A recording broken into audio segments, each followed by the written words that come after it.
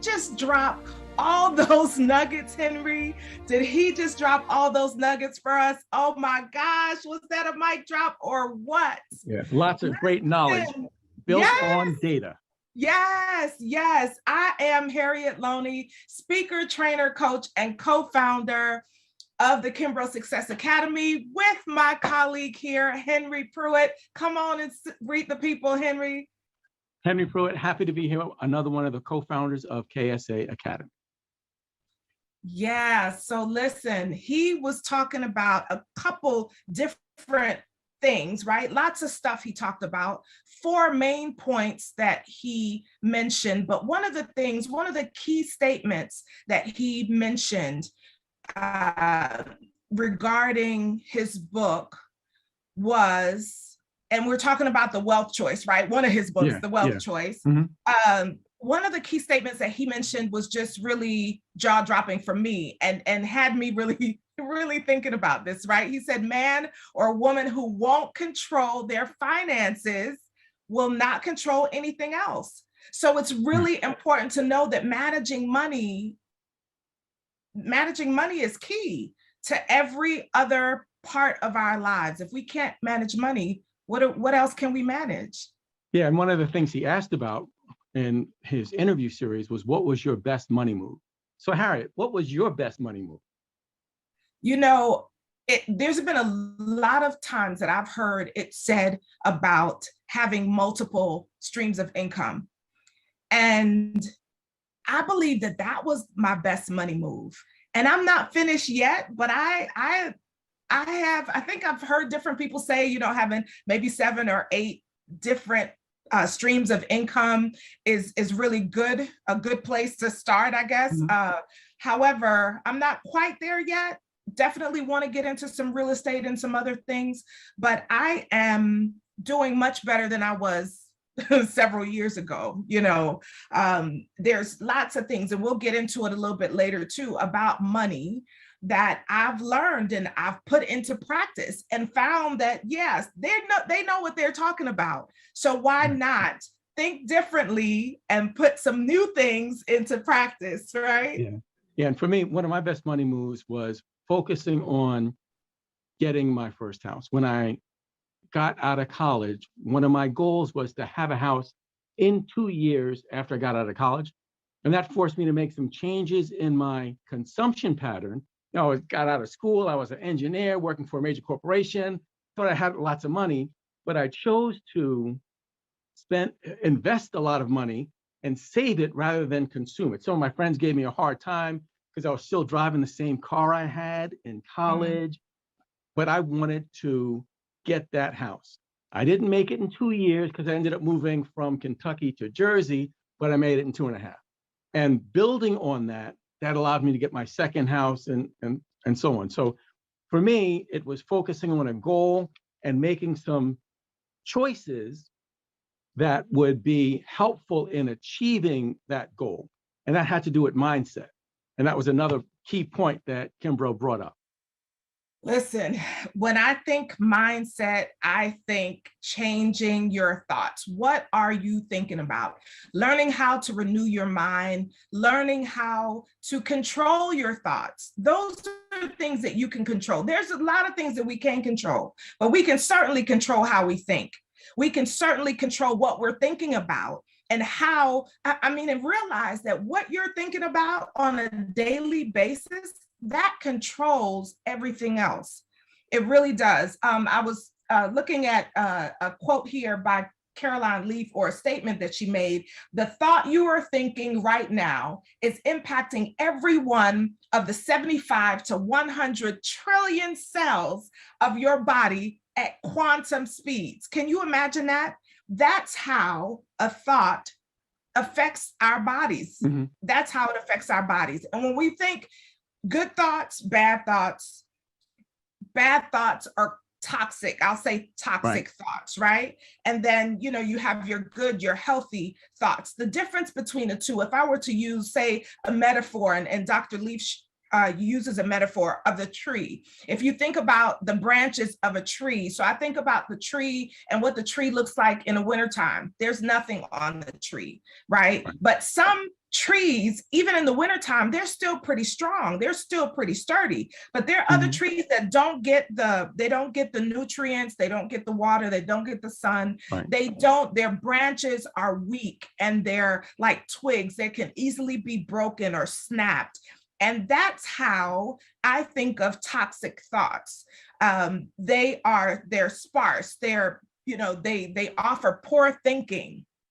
There's no way if you have toxic thoughts that you can really process the idea of purchasing a house, process the ideas of using your creativity and your passion and your purpose that we're going to talk about later, using all of that to create these multiple streams of income that's going to help to build wealth for you and your family. There's no way. So instead, we want to focus on the creativity, the healthy thoughts that build creativity, that allows us to, allows the leaves to, and if you look at, in the summertime when the leaves are growing on the tree, there's sun, there's water, there's rain, and all of that comes to be a nutrient for that tree.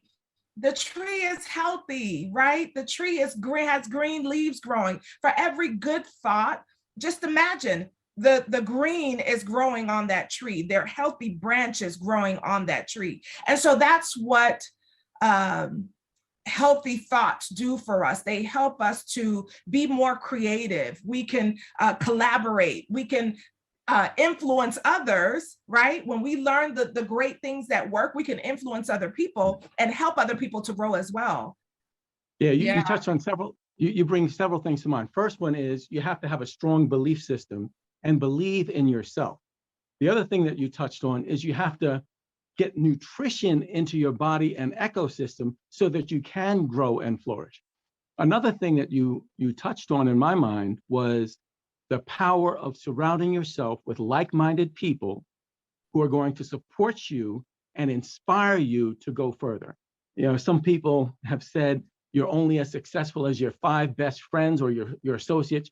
If you associate with people who have a mindset of growth and abundance, you'll do a lot better than if you have a mindset of people who complain and say this is wrong and that's wrong, and they don't do anything to fix it. So I like the point about mindset and having the proper input so that you can achieve your goals on the output. Yeah, we've got to, that's really like the driving force for us, is to really think about what we're thinking about and be careful about the words that we use, the words that we choose. Words are powerful. And so the words that we find ourselves speaking out of our mouth, that determines a lot internally and externally. It affects both, right? Absolutely. So we really got to be careful about that. I can think of, and you can't be, so I'll say this, I'll share this story. I am an instructor, I'm a facilitator for my day job. And there was a colleague that I have, it seemed to me like everything out of his mouth was always a negative statement. And I could always take that negative statement and turn it around and make it something positive, find something positive in that statement. And so he got caught wind of it. And in a classroom setting where we're both in the classroom, where we're both teaching, someone said something negative and he said, got to be careful with Harriet because she will take that situation and turn it around. Harriet doesn't play when it comes to negativity. And I really don't. We have enough negativity in the world that we deal with on a constant basis. I choose to be positive. I choose to allow positivity to come out my mouth. Am I perfect at doing it? No, but I'm conscious that that's what I want to do. That's my choice. And so I'm conscious when I'm saying something negative, and I ask people to check me. You talked about having positive people around you. I have people around me that will check me because they know that that's my choice. So when I find myself having a pity party, my girl, she will check me, so absolutely. And that's not to say that you have to ignore any possibility of an outcome that you don't want. You have to be aware of it and do things so that you plan to avoid it, but you don't want to dwell in that negativity. You want to dwell in the goal that you're setting and try and eliminate those barriers so that you can achieve your goal.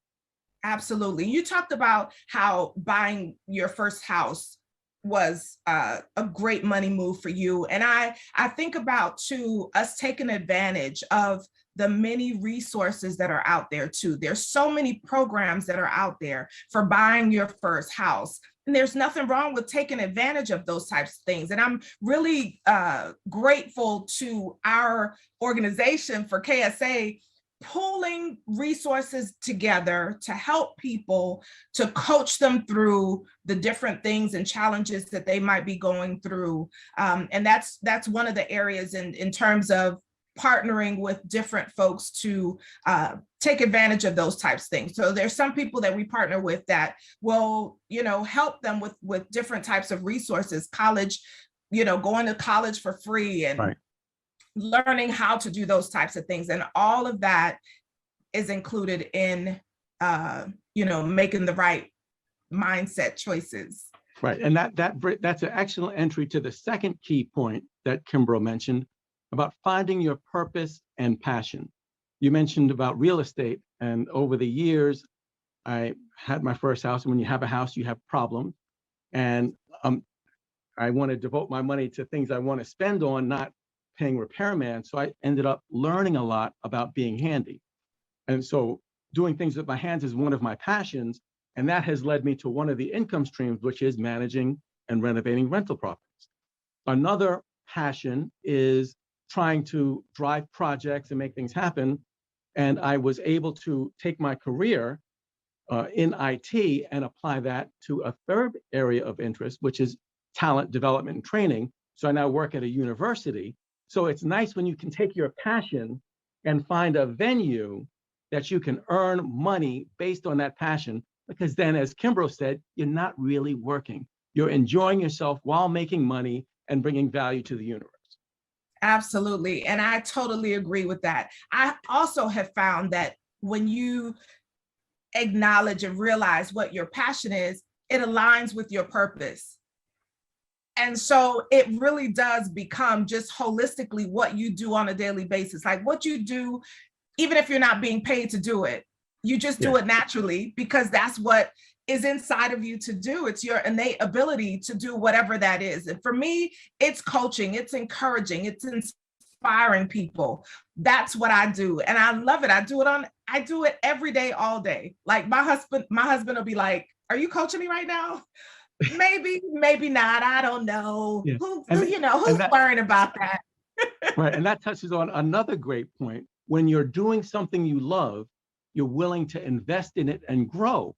If you were to just do something the same way for the next 30 years, the world moves on and you'll not keep up. So when you are doing something you're passionate about, you need to continue to grow and develop in that passion. Sometimes you may change interest, but if you're invested in a given area or discipline, you want to continue to refine that skill. So Harry, you probably read a lot of books on coaching and personal development and things like that, so you can continue to grow. Absolutely. Absolutely. And it's the same with when you really take the time to invest in yourself and invest in your business, that allows you to learn more about managing money, right? Because you have to know how to manage money. When you're working in a business and you're working for yourself and doing those things for yourself, you have to, again, connect with the people that maybe have already gone to where you want to get to. Connect with them and learn from them, because it's just as Kimbro did in the book. He connected to people, interviewed people that had become millionaires, right? How can I get here? How can I do this? And so we have that resource to learn from all the things that they did, maybe some of the mistakes that they made that we don't need to make. Hey, we don't need to. Yeah, learning from someone else's mistakes is a lot less painful than making those mistakes yourself. And a wise person will take advantage of having discussions with people who are doing the kinds of things you want to do, because it may help accelerate them along their own journey. Absolutely. Yeah. And so as I think about that, I also think about what he talked about in terms of managing money, right? It's important to know what you have coming in, what you have going out, that you're not, pushing out more than you got coming in. All of those things are really important. Are you investing? Are you taking the time to learn about the investments that you can make with your money that will last longer than, you know, maybe putting it in the bank that's not really yielding much interest? Making plans for the future. You know, what does your credit score look like? I can tell you, I've heard over and over again people talking about the credit score, and you know, you need to be careful about your credit score. Well, I really didn't pay much attention to that. But when I did, a good girlfriend of mine told me that, you know, if you do this and you do this and you do this, you know, it'll increase your credit score. And I finally had the opportunity to do it. Now, look, we know that sometimes as you're learning to grow your money and manage your money, you might not be able to do all of these different things all at the same time. But we are here to step through with you and to kind of guide you and help you realize what's best for you right now. But I know that I took some of those helpful hints and those nuggets, and I put them into practice. And when I did, I found myself having a 650 credit score and now up to like 800. And I promise you, by the end of this year, I'm going to be at 850 because that's my goal. And that's what I'm going to work towards. It is doable. It's doable. And having somebody, having a coach, having someone to step through it with you makes it a little bit easier. Somebody, an accountability partner, somebody to kind of walk through those steps with you. And that's what we do at KSA. Right. And this is for those following along, we mentioned 4 points at the top of the call. This is the third point, managing your money. One of the quotes, and I won't get it directly right, but he mentioned something about, if you can't control your finances, who is going to trust you to control anything else? So that's something to take away. And the other thing that is, I think, important is having a mindset to spend less than you earn. Some people get a salary increase, 2, 4, whatever %. And that's a linear growth, small, slow, hopefully steady increase, right? But what they end up doing is they make an exponential growth.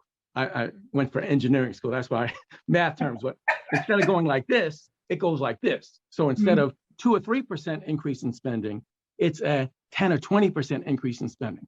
And you do the math, and that is not sustainable. So going back to that mindset and goals, you ought to try and increase your expenditures a little bit below the increase in your income, and you take that difference and try and put it away so that you can address some other goals. Yeah, it's important too to have an emergency fund. So many things have come up. I didn't realize how important that was. I'm a believer, I'm a Christian, and I know for me, putting that 10th aside, paying that 10th, having something in savings, all those things are really key and really important to me and to my family. So those are the things that we do in terms of managing our money.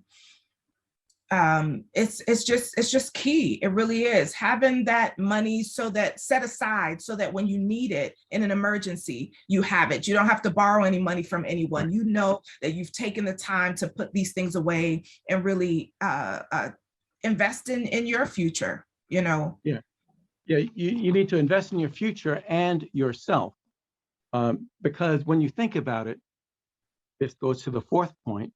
You are in business for yourself. Even if you're working for another firm, you need to manage your own brand. You need to manage your reputation. We talked about multiple streams of income and having these side hustles. I think that is essential now, because the days of working for a corporation and you're spending 30, 25, whatever years and retiring at the nice pension with medical coverage, those days are over. You got to take care of yourself. I'm not saying that the only way to be successful is to work for yourself. I have a day job, but I have these side hustles that I'm trying to grow so that when my day job days are over, I'll have a nice income stream that can sustain it. Absolutely. I was thinking about networking too. Networking is really key when you're having your own business, in managing money and all those topics. Networking is important. As you learn from others, you network to maybe be able to follow what someone else is doing and sometimes you don't even quite know what it is you want to do. You might not even quite know what it is you want to do, but if you just start with your interests, start with the things that you're interested in, right? And then go from there. Thinking about how you can scale those that have businesses. How can you scale that business? Again, looking at the folks that have done it, they've paved the way, they've gone before us and they're doing the thing. So how can we do that? How can we take advantage of that knowledge that we've gained now to be able to do that? So, oh my God, I'm really, really excited. Look, there's so much more to come. Kimbro Success Academy, we are always dropping Dr. K's knowledge around here and helping you grow and manage your money, be in business for yourself. We talk about all those things. We talk about careers. We talk about mindset. We talk about life, coaching and mentoring. We have all of that here for you. We have courses and things and still building courses that are going to help you become successful. I mean, you name it, we're talking about it. How are you redefining, action plans, and what are you doing to work on these areas that Dr. Kimbro shared? So Success Fest, oh my goodness. Let me just pile on to some thoughts that she shared. Dr. Kimbro invested years of work getting data to build a model that we all could benefit from. And as was just mentioned, KSA can help you along your journey. And there are many, many resources that are available. I have several suggestions. One suggestion is read the book. They are helpful and well written, and there are lots of great stories in those books that can help you along your journey. Another suggestion is identify your goals. And if you have a significant other, they should also embrace your goals so that you're moving forward together. And the 4 key points that Harriet and I highlighted as a result of this one video: the importance of having the right mindset, finding your passion and building excellence in that passion, managing yourself like a business, and managing your money. They all go together so that you can set your goal and plot your journey so that we can all address the wealth gap. You said it. You said it. That wraps it up. It up. And so listen, we're glad that you joined us. Happy to be here. Henry, did you have something else to add? No, I just wanted to thank you all for spending a little time with us. We hope to be able to work with some of you all in the future and build wealth and address the gap. All right. Thank you. Thank you.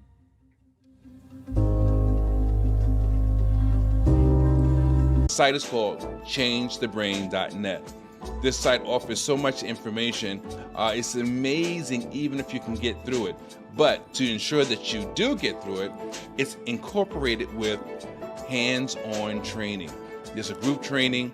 I work with you directly. In addition, you have access to the site 24 hours a day. The site is filled with quizzes, questions, and you get to put your own answers because it's up to you to determine where you want to go. In addition to that, we provide books, interactive books, thinking about and talking about mindset. We give you audio programs, video programs, and it's all determined by what you want.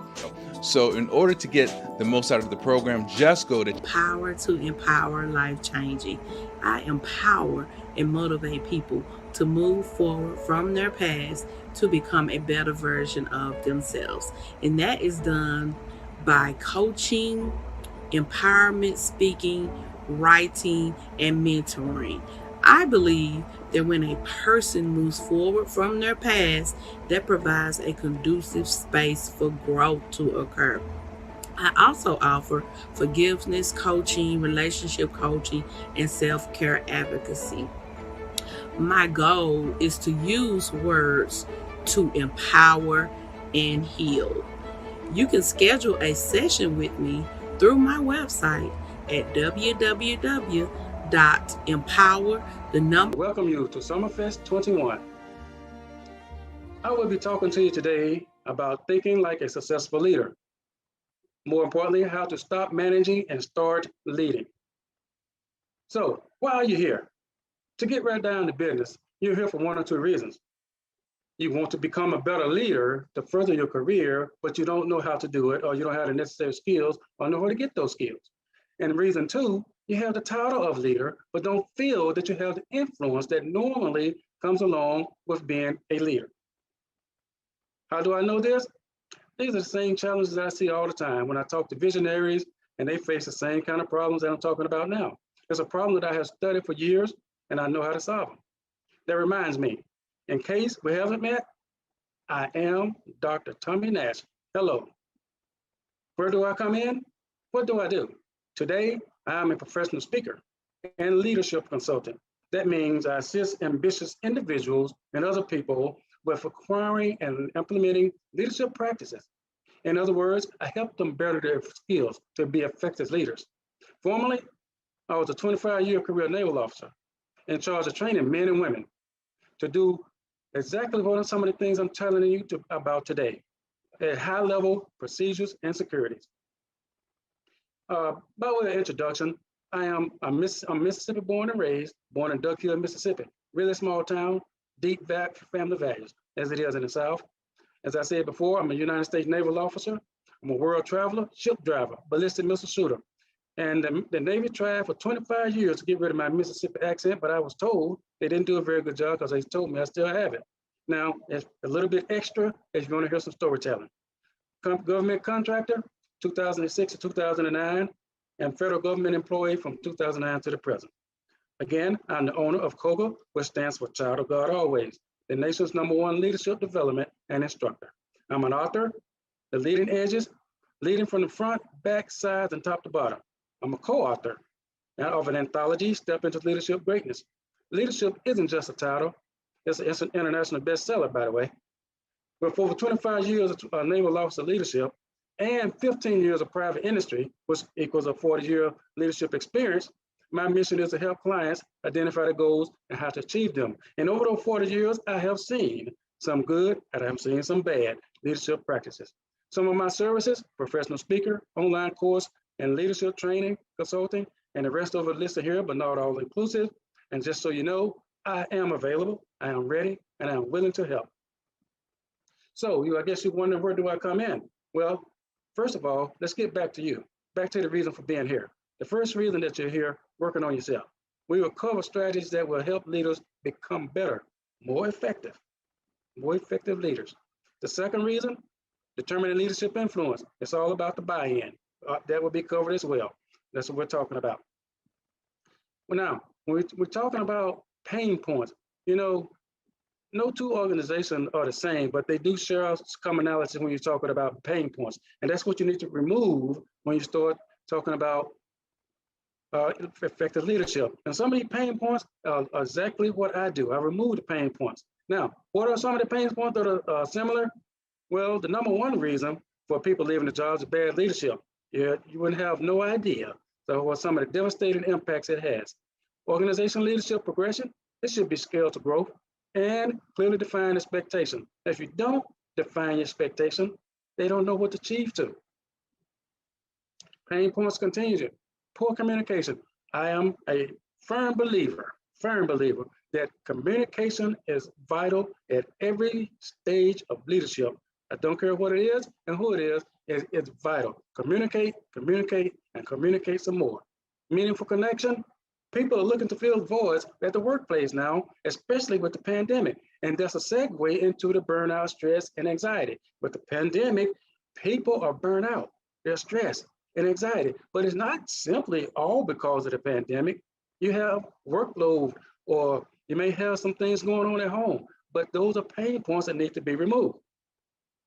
So effective leadership traits and characteristics. While I talk about this, I'll give you a chance to look over this and talk and see what some of the valuable traits are. We talk about integrity. That's a good one. And I already mentioned about effective communicators. That's always good. Influence, self-reflection. We'll talk about self-reflection later. But given the above, what do you think an effective leader is? An effective leader, it has passion for a cause that is larger than they are. And one thing you need to remember as a leader, it is not, I say again, it is not about the leaders. A vision that will better others, that's what it's all about. better others, including the team and the organization and society. Because when I say society, because it's not always about the workplace, it's outside of the workplace too. Leadership has so many impacts. And another thing you need to remember, leadership is not just about a title at the beginning of your name or on the door. It's so much more than that. Besides that, some of the best leaders don't even have titles. So what is a leader's job? If some of you are old enough to remember Spike Lee's movie, Do the Right Thing. Well, that's what I'm talking about here, doing the right thing. Not only when people are around, but when others are not looking. You set a direction. You're just like a shepherd. You're guiding your people in the right direction. That's what they need. They need to give them that vision. First and foremost, leaders must take care of the people. Bottom line, I learned a long time ago in the Navy that while the Navy may have a mission, you can't do the mission without the people. The same thing goes for the organization. The organization has a mission, but the mission cannot be completed without its people. With that in mind, I tell you, do not neglect. Knowing the difference, this is important. We get into the meat now. Everyone is, or I might want to say should be, striving for self-presentation. You need to know what your self-worth, you need to know your self-reflection, so you can know how to help others. Because if you don't reflect on yourself, you can't help others. So how can leaders make this change? First and foremost, they can start by leading more and managing less. But they must know the difference between managing and leading. So let me ask you, are you someone people want to follow? When you really think about it, do people flock to you because of your leadership abilities, your leadership styles? It may seem like a silly question now, but think about it. And you have a little while to think about it. Just think to yourself. And while all leaders are managers, all managers are not leaders. And being an effective leader means so much more than managing. Effective leaders inspire and motivate, and while still managing to plan. To make things more complicated, most people don't know where management stops and leadership starts. Again, how do I know this? I ask that question every day, all the time when I work with clients. And guess what? Some of my clients are senior leaders and executives in big and small companies, and they don't know where management stops and leadership starts. The best leaders in the world have known for quite some time, though, how to effectively manage. They understand that they need to step out of management robe and slip on the leadership garments. There's a time and place for each, but if you want to be a more effective leader, you cannot lean on managerial skills. Otherwise, your leadership habits and your leadership ability will be short-circuited.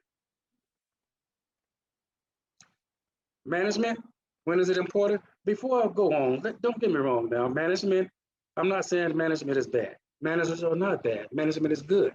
But if you want to be a leader, let me ask you a question. Have you ever heard the manager of the free world or the leader of the free world? That's what I'm talking about. If we're talking about looking to ensure the survival of what already exists, and we'll talk about that a little bit, but not in detail, but some.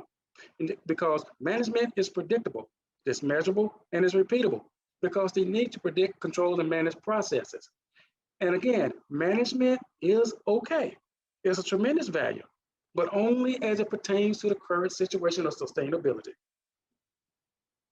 Leadership, on the other hand, is the realization of a future that was not going to happen anyway. It is not about giving great speeches or being liked or charismatic. I know what you're saying, but Dr. Tommy, what about a charismatic leader? That's fine, but that charismatic leader has other leadership traits combined with being liked. So it's just not being liked by itself. It's more about having charisma. But leadership is about delivering results and realizing futures that were not predicted to happen at all. That's why the executives are paid the big bucks. And leadership is typically not an I thing, but a we thing. And leaders want to always try to do a buy-in or influence. It is impossible. I say again, it is impossible to manage something that doesn't yet exist. That's why I pointed out a few minutes ago, and I pointed out again later. You have to know that leaders are concerned not just about the here and now, but about the future as well. And that is the critical difference between management and leaders. If leaders want to grow and continue to thrive, they need to know the difference between the two paradigms. You have management here, you have leadership here. Which one do you want? So let's talk about the bottom line stuff here. Where management stops and leadership starts. Management controls the day-to-day operations, focuses on deadlines, solves immediate problems. Now, leadership envisions a new future, creates a pathway forward, and solve problems. Hey, but you just said management solve problems. I did. I said management solve immediate problems, but the leadership solves future issues as well. And also leadership inspires change. So become the difference. Let's get down to the point here. You don't want to be a manager forever, do you? No, of course not. You want to be a leader, right?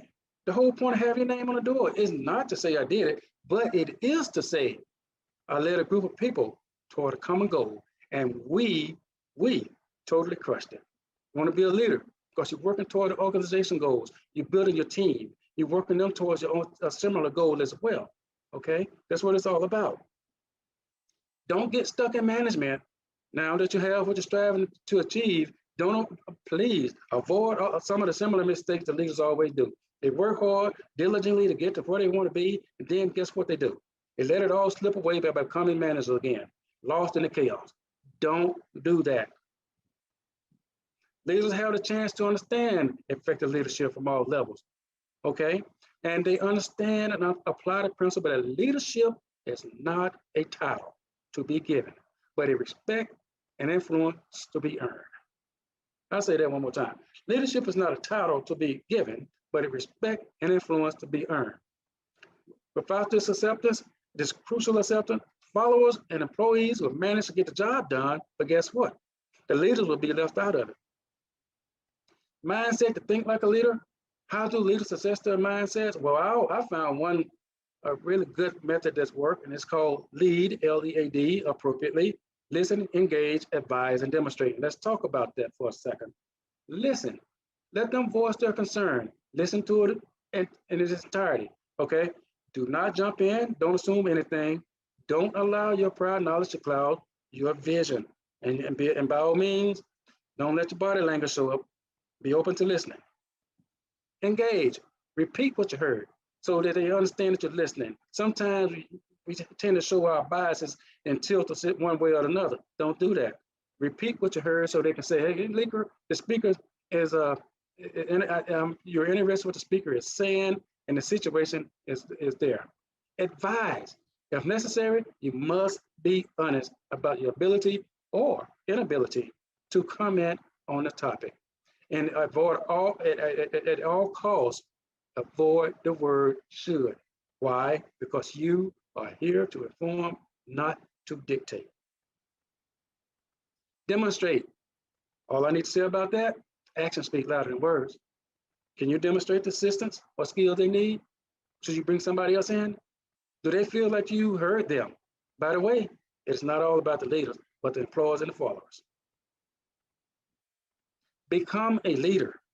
Many leaders don't really lead. They think they do, but in reality, they just follow the path that's already been set by other people and other business, rather than setting their own course. And others just shift around indecisively, and they become nothing but more than overpaid followers because they follow and replicate everything they've seen before. That's all they do. And if leaders are continuing to lead a team and organization, it's not adding change, it's time to pivot. It's time to change course. No, don't stay the course, change. Because if you keep doing the same thing over and over, expecting change, guess what? You see the definition of insanity? That would be it. The work of a true leader adds something. True leaders, they create value. They don't just make money. They come there and they help remove some of the pain points from A to Z, not from A to B. They help you remove that. And then if they can't, that's what good leaders do. That's why I keep telling you, COGA is the place to be. True leaders drive forward, drive towards something that's currently missing. Many leaders fall back on generic solutions, and they have a mindset sometimes that only works, but if what's currently being done works. But again, it's only suitable or beneficial for specific organization and in the circumstances or given situation. become a leader still. True leaders is leadership is specific, substantial, and set his own course. A true leader understands his or her organization, and guess what? They take time listening and thinking and developing their understanding. And they know every move that they make, it has to have the potential of success. Leaders influence and managers direct. Yes, they do. Leaders influence and managers direct. While it may not be so transparent, leaders generally do focus on what may be now and what why. So while managers focus on how, okay, but both of them are important, and they both use similar influences at different times. But keep in mind, leaders have a partiality to influence and motivating and empowering, and through advice and counsel, while managers tend to say, okay, I am biased to command and control. It's one of the big differences. Establish expectations. Why? Because leaders, one of the best things they can start doing, first off, is making the hard decisions. And you want to establish expectation, because if you don't sit down with employees and give them the expectation, guess what? They won't know what is expected because they cannot achieve what is expected.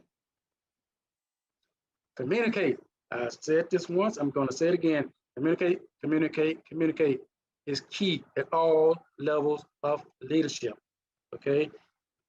Take time each day to verify with your employees what their daily expectations are. Make sure everyone, including yourself, know what's going on that day. Listen.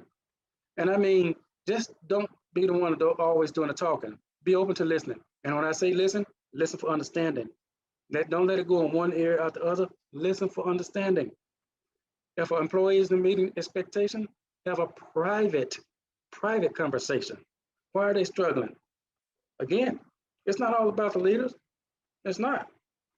But what you need to do, continue to ask questions and mostly listen. All right? Get to the root cause. That way you can get progress moving once again. Employee development methods, coaching and mentoring. This one thing as a leader, when you can stop managing and start leading. Coaching and mentoring, very, very similar. It's just that coaching is very much shorter and more structured. Mentoring, they both use more experienced people to advise and counsel the less experienced people. That's all it is. Collaborative culture. Let's talk about that. Collaboration is regular and deliberate. It's not by accident. It's not an accidental process. It doesn't just occur. It's baked into the process of how we do business every day. So if somebody tells you collaboration, oh, we just happen on it, that's not true. It should be regular and deliberate.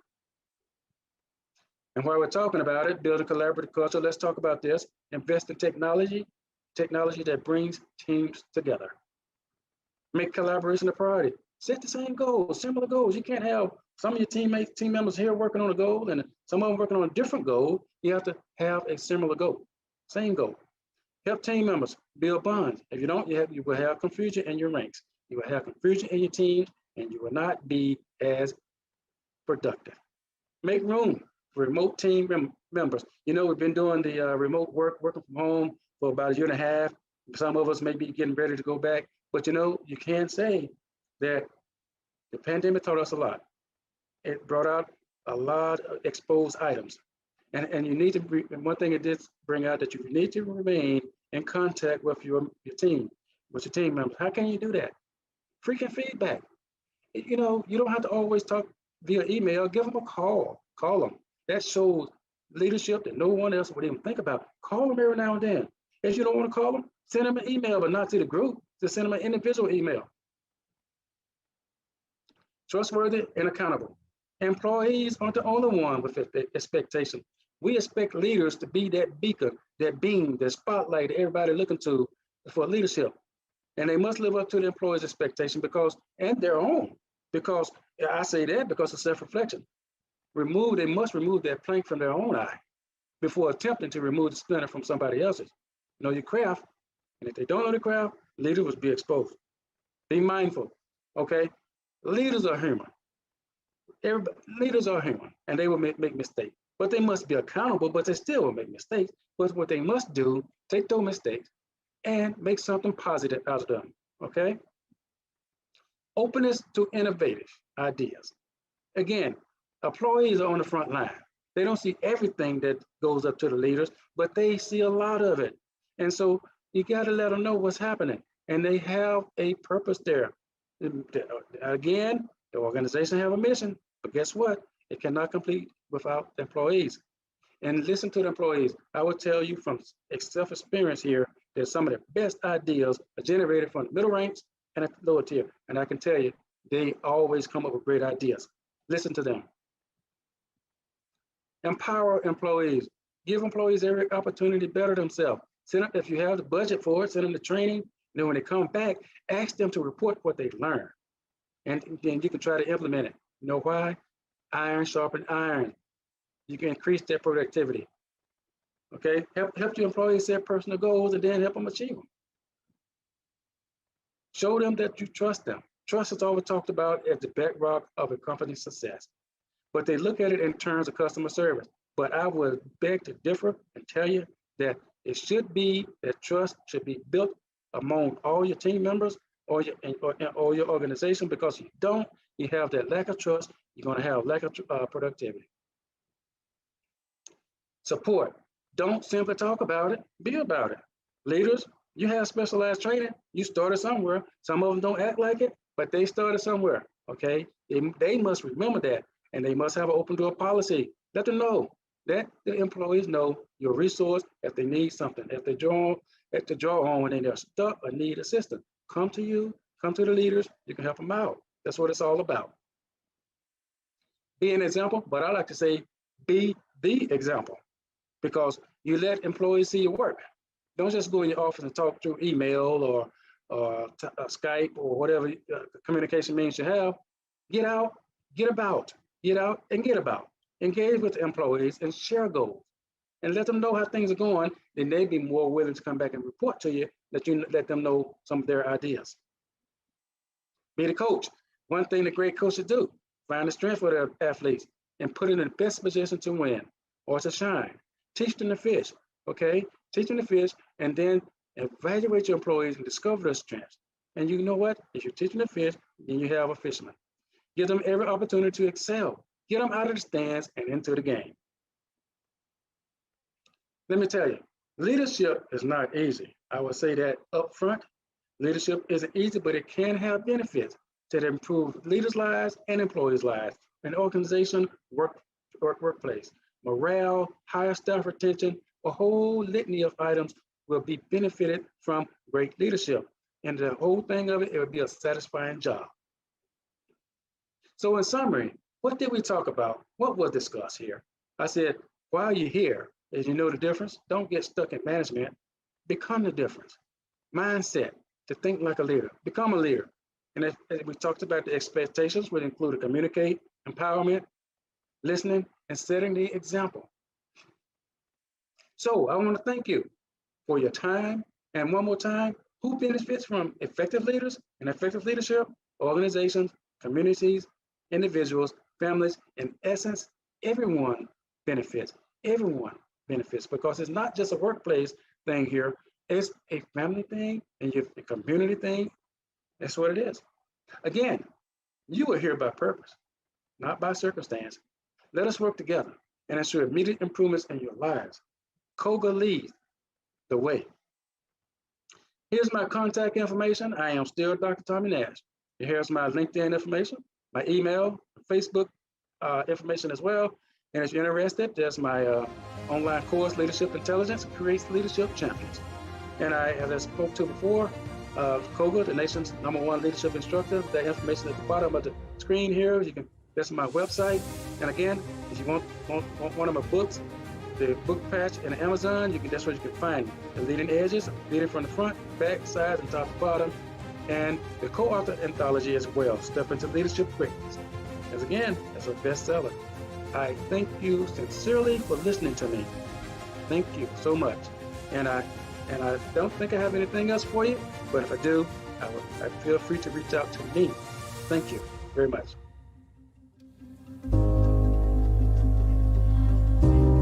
Success is not fatal.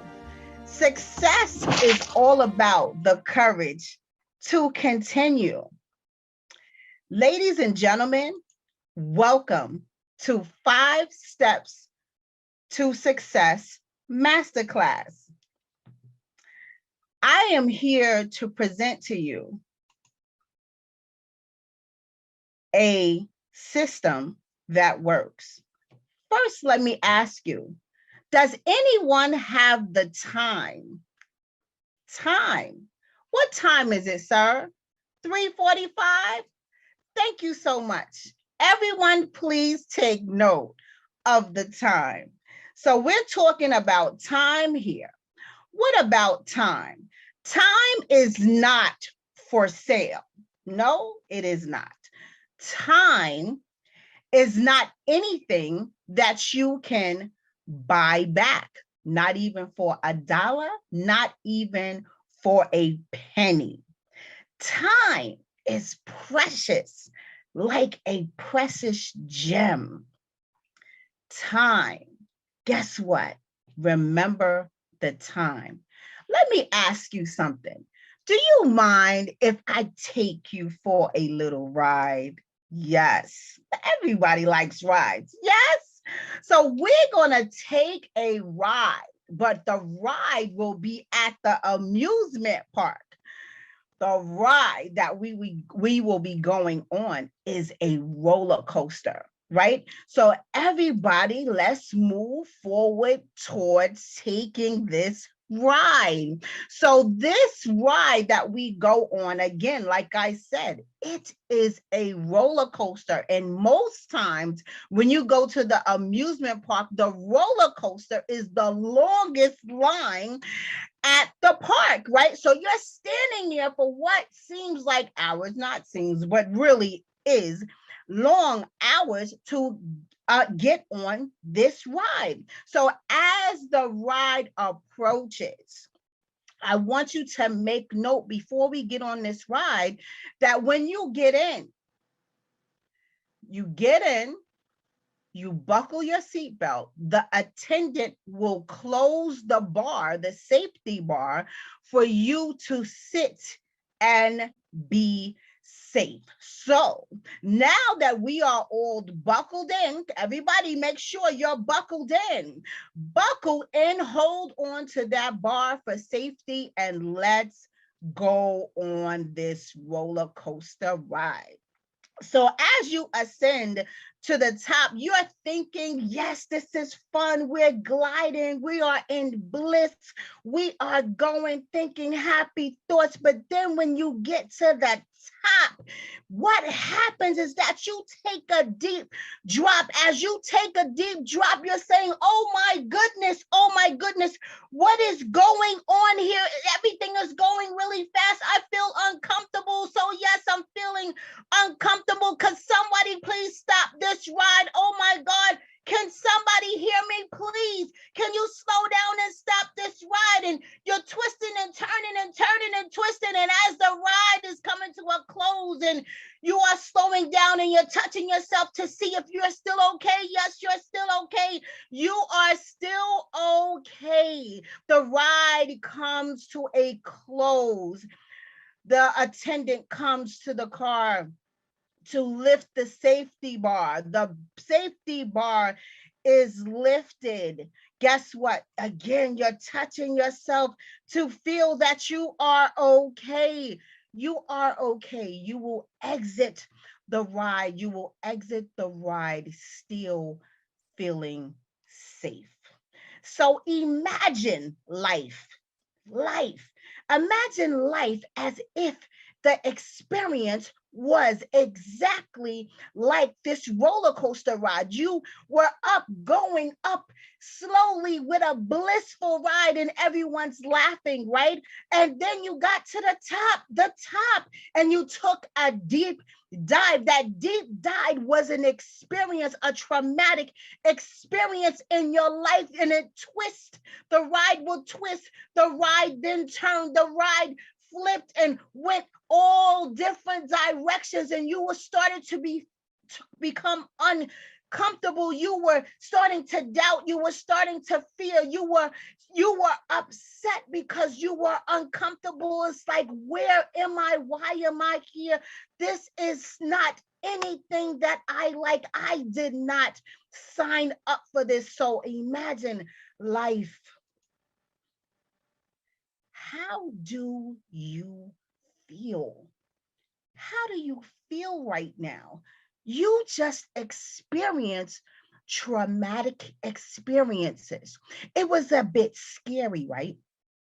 It brought uncomfortableness to your stomach, to your mind. You began to feel emotions that you are not used to having, right? So what happens to that? You became frustrated because you wanted to slow down. You didn't anticipate the twist and the turn so much. But again, this is a roller coaster ride. Sometimes in life, we feel ashamed, right?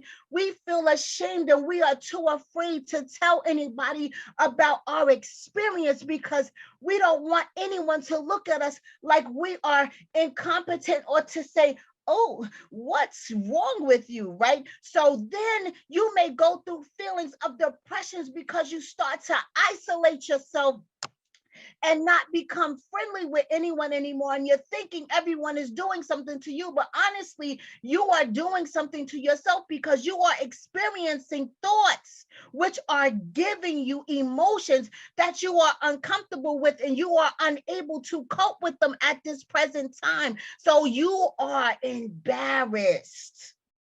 I don't want anyone to know I am here. Not a person. How did I get here?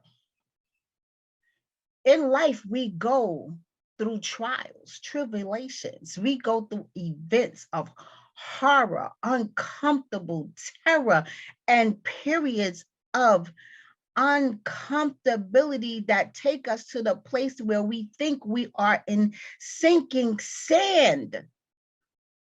Do you think you're the only one that's here? Do you think that you are the only one that has experienced these feelings, these emotions? Guess what? You are not. My name is Ilyasa Simpson, aka Coach Illy. I am a relationship strategist. I am in the business called the freedom business, right? The business of helping you free your mind, free your body, and free your soul. I too have been through uncomfortable situations that made me feel like I was turned upside down, like my life didn't matter. I have experienced being in a room full of people thinking that I am invisible, that my voice cannot be heard. I too have been through situations where I was heartbroken and left with the pieces unable to be able to put back together my life. And I sat in a period of darkness where I just could not breathe. I was in a place where I could not breathe. Can somebody help me? But I looked around and I saw no one here. So I thought, is this you? Type in the chat. This is you. You have experienced these feelings that I am expressing. Is this you? Type freedom in the chat. Freedom. Who wants freedom today, right? Let's talk about reclaiming your life. Reclaim your life. Become empowered. You do not have to sit still feeling like you are in a pond of quicksand. No, you don't. Become in a place to find your peace. Express yourself as you like, right? Express yourself to feel peaceful. Let go of all the weight that's weighing you down. Give it up. say no more and keep going. You will feel the place that you want to be, to learn to say no. Establish a boundary, establish non-negotiables. You don't have to feel any way of guilt, not a day more. Learn how to say no. Increase your focus. How many people have been sitting, daydreaming, night dreaming, wondering if you can go on? We're going to increase your focus here. Stop being stagnant and let's get some results. How can we get results, you say? Guess what? I have created a system to get you from your there to here. Or some people say to get me from my here to there. How do I do this? How do I do this? So let's talk about strategy. Let's talk about putting the pieces together again. Let's talk about getting up to say, I can, I will, and I must. Let's talk about it. Let's talk about 5 Steps to Success Masterclass. This is the strategy. This is the intervention. This is the work that you will put in to become a better you. So let's ask ourselves, who is this perfect for? This is perfect for the person who is sick and tired of being sick and tired. This is for the person who is tired of feeling inadequate, who's tired of feeling inferior, who's tired of feeling invisible. Remember, I said I was in a room full of people, feeling like I was all alone. How many of us here have experienced that feeling? We are not invisible. We are here. We exist. Stop feeling tired that you are ashamed. Who felt ashamed of all the trials, all the mistakes, all the bad decisions? We have to give ourselves permission to forgive ourselves. Who's tired of feeling frustrated?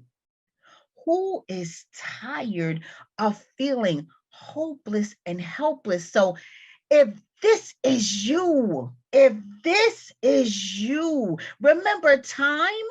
Remember in the beginning, I asked someone, what was the time? Time is priceless. Guess what? We no longer have the time to waste, to not allow ourselves to grow, to develop, to become the best parts of ourselves. We have to dig in. We have to roll up our sleeves. And sometimes we have to dig into the ugly. Guess what? Ugly doesn't stay ugly. If you approach it with the right strategic intervention, your ugly can become very pretty, right? So we're going to get pretty. We're going to get pretty with our 5 Steps to Success Masterclass. Now, we're going to gain confidence. We are going to be empowered. We are going to embrace self-love, self-care. Find your peace. Everybody deserves peace, that freedom, right? Find your peace. Become organized. A lot of times we are just disorganized and dysfunctional. So we just all over the place and we just can't get it together, right? So we're going to learn to become organized. Increase your focus. A lot of times we are just not focused. We are constantly distracted, right? So when we get distracted. We miss the point sometimes. All we have to do is get to the goal. We have to set goals, right? And I'm going to teach you how to do that. We are going to increase our focus, right? So what role will you play in life? Is the who, what, when, where, why, and how. And there's also something called checks and balances. So it's not what you expect from me. It's also what you should expect from yourself, right? Because everything ends and begins with you. So I ask everyone, can you please come to this table? Come to the masterclass table to develop a new mindset. Come to the table to be committed. See, sometimes we say this is what we want, but are we really committed? Are we willing to show up for ourselves, right? We have to be accountable. Accountability is a strong word, because a lot of times what we do is we turn our head and act as if we are not doing, but we are really doing it. So we have to be accountable for our behavior, right? So we also have to be consistent. Learn to be consistent. Just place one foot in front of the other and walk through that fire. Guess what? When you know what you know, you can walk through the fire and know that you will not get burnt. That brings us to our belief system. What do you believe in? Who do you believe in?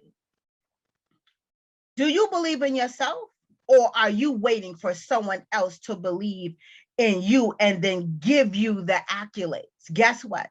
Sometimes, most times, people are not going to give you validation. Validate yourself. Show up for yourself. Sometimes you have to believe in your vision where no one else can see your vision. Sometimes you have to show up and hold on tight, just like we were on the roller coaster ride. We were holding on very tight, waiting for this ride to stop. But now we do not have time to wait anymore. Now is the time to get up and keep walking through that fire. As sometimes they say, keep swimming. As sometimes they say, keep on walking, keep on living, right? Guess what? As I fell in to a place of darkness, now I stand in front of you today in a whole piece of me. Not just peace, but peace, P-E-A-C-E, peace. You don't have to pick up the broken pieces. Sometimes people say that, but I'm letting you know it's okay not to pick up the broken pieces. It's okay to not turn around to yesterday. All I'm asking you to do is take the time, become accountable, become committed, believe in yourself, and just turn the page. Just turn the page. Your next chapter is waiting for you. Remember the time. Yesterday, you were sitting in a place of despair. You didn't trust yourself. You didn't trust others. You isolated yourself. You were in quicksand. You were in places of darkness, totally unorganized, confused, and functioning in your dysfunction. Now is the time. Your next chapter is waiting for you. Turn the page. Do not put off tomorrow what you can do today. Turn the page. So if this is for you, I need you to type in the chat right now, #you.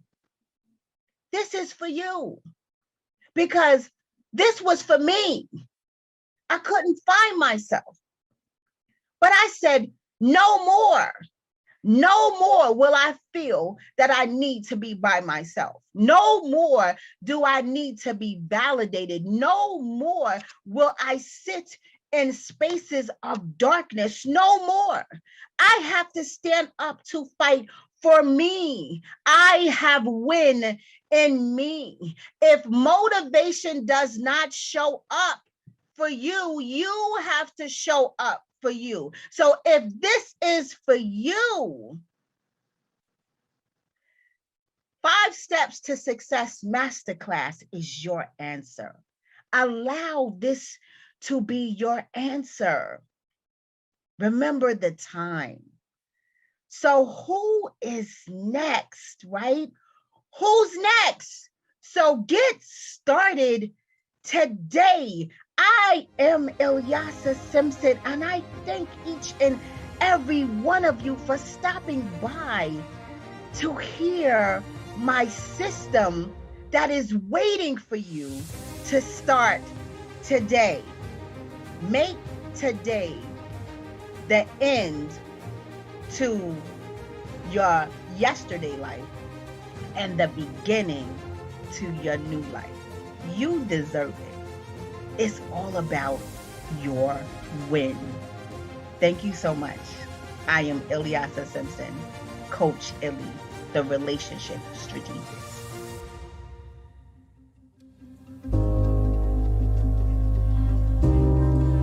This energy while not having any forward progression or movement towards your goals. If you feel that way or have felt that way, I am your number one solution to help you to conquer the overwhelmed.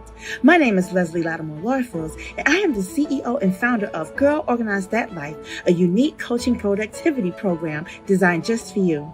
My 20 plus years of motherhood and extensive military service has allowed me to develop proven systems that will help you to improve time management, develop goal skills that will actually help you to get them accomplished, and to help you to keep yourself a priority while doing it all. If you are ready for a true sense of purpose, decreasing stress while optimizing your success, And a CTR, a click-through rate, and a PPC. What do all these terms mean? Well, if you are new to this digital marketing, social media space, you may feel like people are talking a whole nother language, but I'm here to help. I am Miss Nina B. Abdul-Wakil, and I am the founder of the Social Media Success Network and the Dean of the Social Media Success Academy. It's the #1 leading training and development organization for new speakers, coaches, and authors to help them understand this whole digital marketing and social media space. So I invite you to check out the information on socialmediasuccessacademy.com to be part of this platform with SuccessFest 21. SuccessFest 21. Got the shirt on. And, thank you to Trevor Otts and his team for allowing us all to come together in this space, all the speakers, the trainers, entrepreneurs, to come in this space and really to learn and to have some educational engagement. And hopefully I, of course, can be of some type of value and add impact to your day. We're looking forward to giving you a lot of tips and strategies on different things within this particular workshop that's coming up. And I'm so excited to be a part of it and share a lot of information. So let's get down to it. My topic is your health and wellness is key to success and longevity. Health and wellness is key to your success and longevity.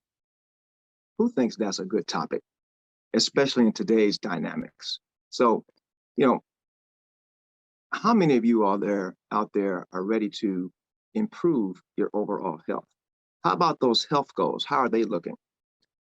Have you ever wondered how your health would be without the chemicals and toxins that we could breathe and we consume every day in our food and beverage products? And wouldn't you agree that your health and longevity is important? During the workshop, I'm going to be talking about my ultimate health and happiness mastermind program. It's an awesome program, 7-week program, where we are really going to get to the nitty-gritty about some things to uncover or actually discover regarding your mindset, your diet, and your exercise. So in a moment, I'm going to share the power of positive affirmations with intention and purpose using our alphabet, right, to enhance your mindset. Also, possible tips and strategies to promoting a healthier lifestyle. First, I'd like to tell you a little bit about myself within this brief moment of time that I have. I'm from the south side of Chicago, the windy city of Chicago, and upon graduating from college down to the University of Houston, I worked in corporate America within the hospitality industry, within Fortune 500 companies, and I served in different capacities in terms of sales and food and beverage operations, health and wellness, but really dietary and nutrition. I got involved in the health and wellness space a little later on. And within that tenure, I developed a lot of skills and met a lot of people in our industry. But at some point, I needed to make a pivot. And that pivot was very important to me because I know most of us have made pivots before, yes or yes, right? Well, my pivot was getting out of the corporate America grind, at least what I thought was the grind, working from 8 to faint. But I was able to actually make a good pivot and co-own a healthy franchise concept. And in that healthy concept, we focused on high fiber, high protein, low carb meals. No fried foods were served. And, the purpose really was to educate the marketplace because I know America needed a wake up call. I think today, America has hit the snooze button. I'm pretty sure you have hit that snooze button regarding your health from time to time. And so trying to really serve in a bigger way, in that process, we learned about the importance of, labeling and nutritional content on packaging, because it's so important in today's world that we understand what we're consuming on a day-to-day basis. And of course, everything is done in moderation. So we all have to make pivots, right? And in that relationship within that restaurant lasted some years, but I also know I wanted to serve in a bigger way. And in that process, I learned about more about being in the health and wellness space. And I wrote a book. As I mentioned earlier, called Battleground Cancer, award-winning author of the book Battleground Cancer. And it was really about, educating and bringing awareness to the world about proper diet and nutritional content in food and beverage consumption. And you see, the foundation of that book was regarding the loss of my parents to cancer. You see, I lost my father to pancreatic cancer, and I lost my mother, my hero and my shero. I lost her 6 years later to breast cancer. So for me, I really wanted to connect with people because I know many people out there in the world have lost a loved one, a parent, someone that they truly care about. And I wanted to connect with people and bring my story to the forefront and let people understand the journey. I know many people probably have been in my shoes or know someone who's been touched by cancer. So of course, my parents meant the world to me. I dearly miss them. I miss their parental touch, their love, and of course, and their guidance. So the question is back to you now. Why do most people in our country have health challenges? Why don't some people educate themselves on the nutritional content of food and beverage products? And can you buy back time you lost with your health? Meaning it could be challenging, right, to bounce back from health hardships. So especially if you've eaten foods laced with sugar and high fructose corn syrup. And which life would be better for you? A sedentary lifestyle or a healthy, vibrant lifestyle? See, you must invest in your health.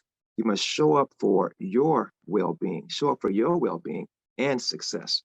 And it could be challenging to be, I'm going to use the word repair mode. However, being in prepare mode can be more rewarding to your health. See, we've been in repair mode since COVID began, and we're still struggling and we have our challenges today as different variants come about. And it's very challenging right now. The world has really shifted and we have to shift with it. And so we have a lot of challenges and uncertainty dealing with our health and our mental health, right? And so you have to be aware of those things in today's dynamics. So I'm not downplaying anything regarding, of course, the vaccine. You know what? But I will say this.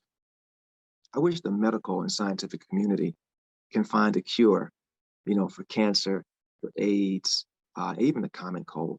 Bottom line is we must do our part and be vigilant to continue to stay healthy during these turbulent times. And we must keep the faith because we all know this too shall pass, but we must be patient. And it's up to ourselves. It's up to us to decide how this is going to go, right? So what are your drivers? What are your drivers for a better, happier, and healthier remainder of 2021 going into 2022, right? So I want to talk about three important things as it relates to health and wellness and your longevity. It's the mindset, right? That powerful muscle between your ears, right? And diet and exercise. So it's really about promoting a healthier lifestyle. And so with that mindset, I am I'm very involved and in tuned to using affirmations with intention and purpose.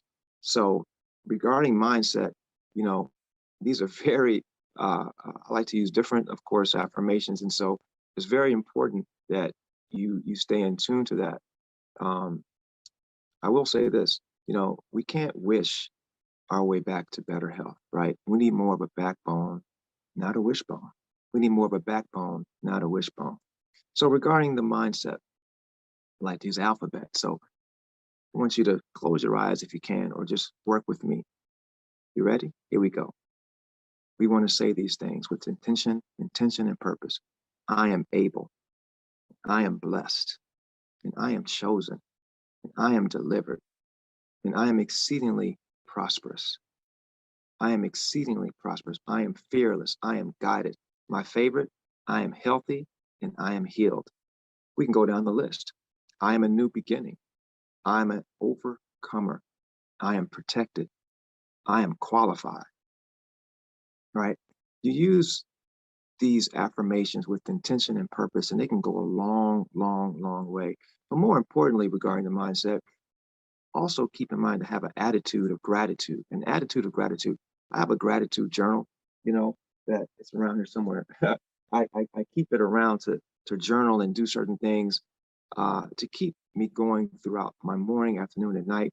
I write things in there in the morning and I look at it before I go to bed, just to keep me grounded, ladies and gentlemen. It's all about having, of course, that attitude of gratitude and about mental awareness, being cognizant of your surroundings and understand where you are. Be in the moment, be present, and really tune into your higher self, okay, regarding that mindset. And next, regarding the diet, I know that's the big D word we talk about, the diet, because there's so many diets out there, right? Well, a couple things we want to stay away from. Number one are GMOs, genetically modified organisms. And those are tomatoes, potatoes, corn, soy, golden rice, canola, and squash, just to name a few. See, we want to eat organic or natural sources of food free of pesticides or toxins.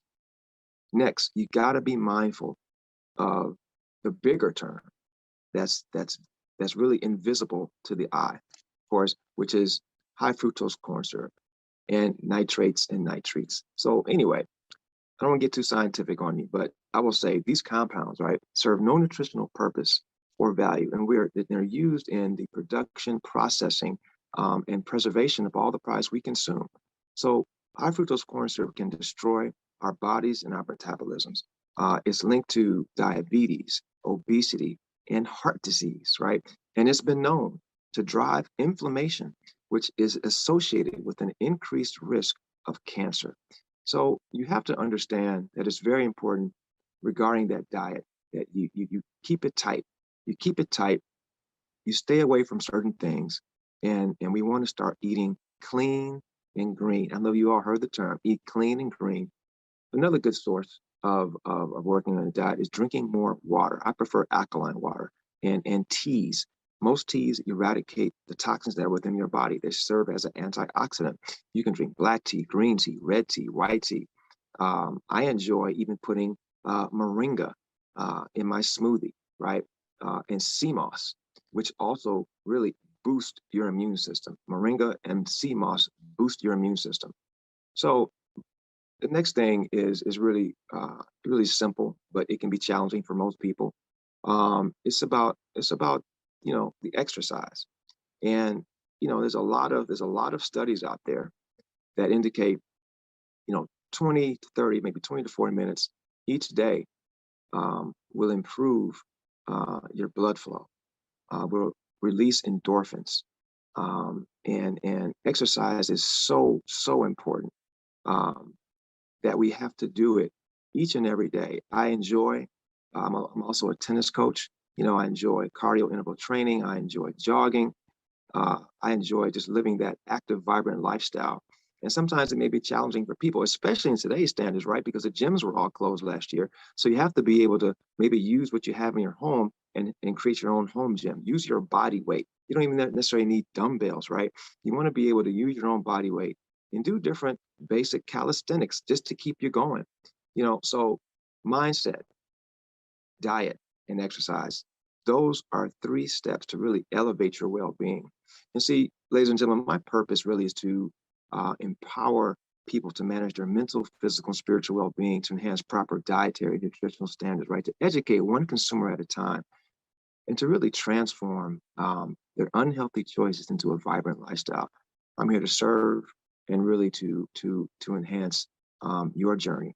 And so regarding the Ultimate Health and Happiness Program, when you get involved with our workshop, top results are going to be improved nutritional choices, improved focus and strength, more energy and vitality, and improved quality of life. See, your health is your wealth. Your health is your wealth. And once your health is gone, wealth means nothing. Remember Steve Jobs, a brilliant human being that changed the global landscape with one word, Apple. And he died of terminal cancer. Wow, just think if he was still here engaged in the technical space. So it's time to upgrade your life, ladies and gentlemen. It's time to upgrade your life and be more fulfilled. You want to reset, redefine, and repurpose you for a healthier, vibrant lifestyle. I want you to connect with me at jeffcade360.com. That's jeffcade360.com, JEFFCADE360.com. And you'll be able to connect with me on my social media outlets. And you can go to www.battlegroundcancer.com. That's battlegroundcancer.com, just to get some little more information about me, about the book, if you want to get the book. But just understand also that it's very important to keep your health first and foremost in your mind, to keep that relevant. It's very important. And lastly, I look forward to seeing you at the Success Fest 21 workshop. We have a lot of material to share with you. I'm very excited to be a part of this. Thank you again, Trevor Otts and your team, for providing this platform. And ladies and gentlemen, have a great day. Live and be well. God bless. Connect with me, jeffcade360.com. Take care.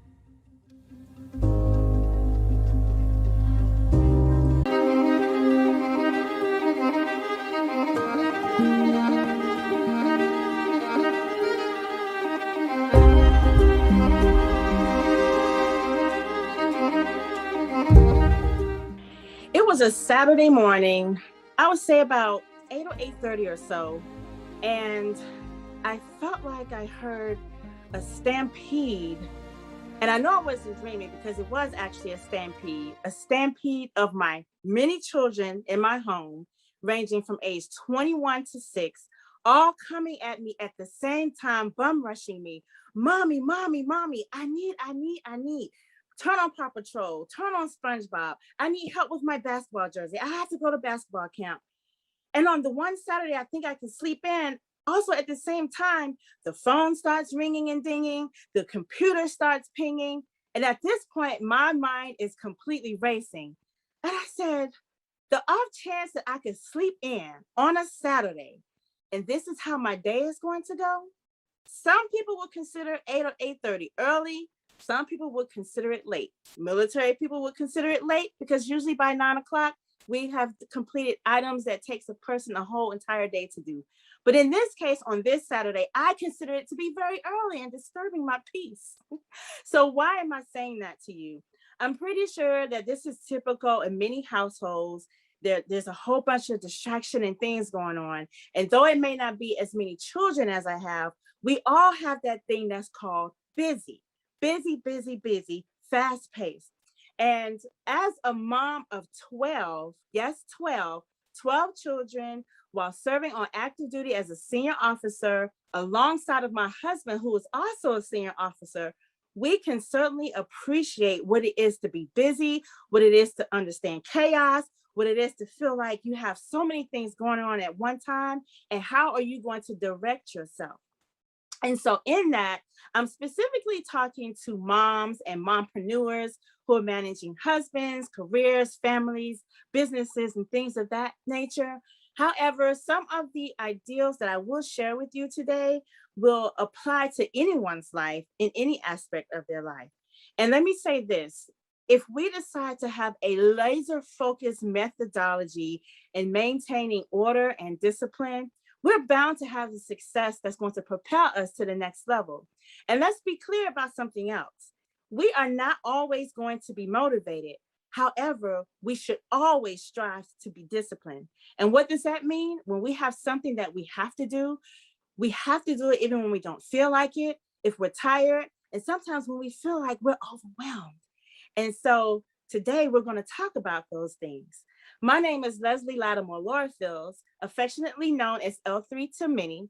And today I just want to transport your mind to a space and place of conquering the overwhelm, perhaps running your home and having the mindset of running your home or life like a Fortune 500 business. And so we're going to talk about that. And one area of focus that I do want to talk about today that has certainly helped me is to understand having good emotional intelligence. And that's what we're going to talk about today. And then as we're going along, we have to understand what is good emotional intelligence. Emotional intelligence is the ability to control one's emotions and to deal with your interpersonal relationships empathetically and judiciously. And sometimes the question is asked, is emotional intelligence inherited, or is it innate, or is it genetic? There's studies that are still going on about that. But what I can say is that emotional intelligence is absolutely paramount in being successful personally and professionally. Some background: cognitive intelligence has been found in twin studies to be among our most inheritable traits, highly influenced by genes. Nevertheless, the nurture side of the picture can make all the difference when it comes to developing and shaping your skills. Is this true for other abilities? Now, to go into emotional intelligence and to give you some understanding and some points to walk away with, let's break this down further. We'll talk about 4 components of that, and then we'll talk about how to apply it and how to be successful and how we can use good emotional intelligence to conquer the overwhelm when we have so many things going on in our lives. So the 4 areas are self-awareness, self-management, social awareness, and relationship management. So a couple of areas under self-awareness: emotional self-awareness, the ability to know yourself and understand yourself. I'm guilty of this. Have you ever found that you've had some energy that may not have been the most positive, and you're wondering why am I yelling at the dog?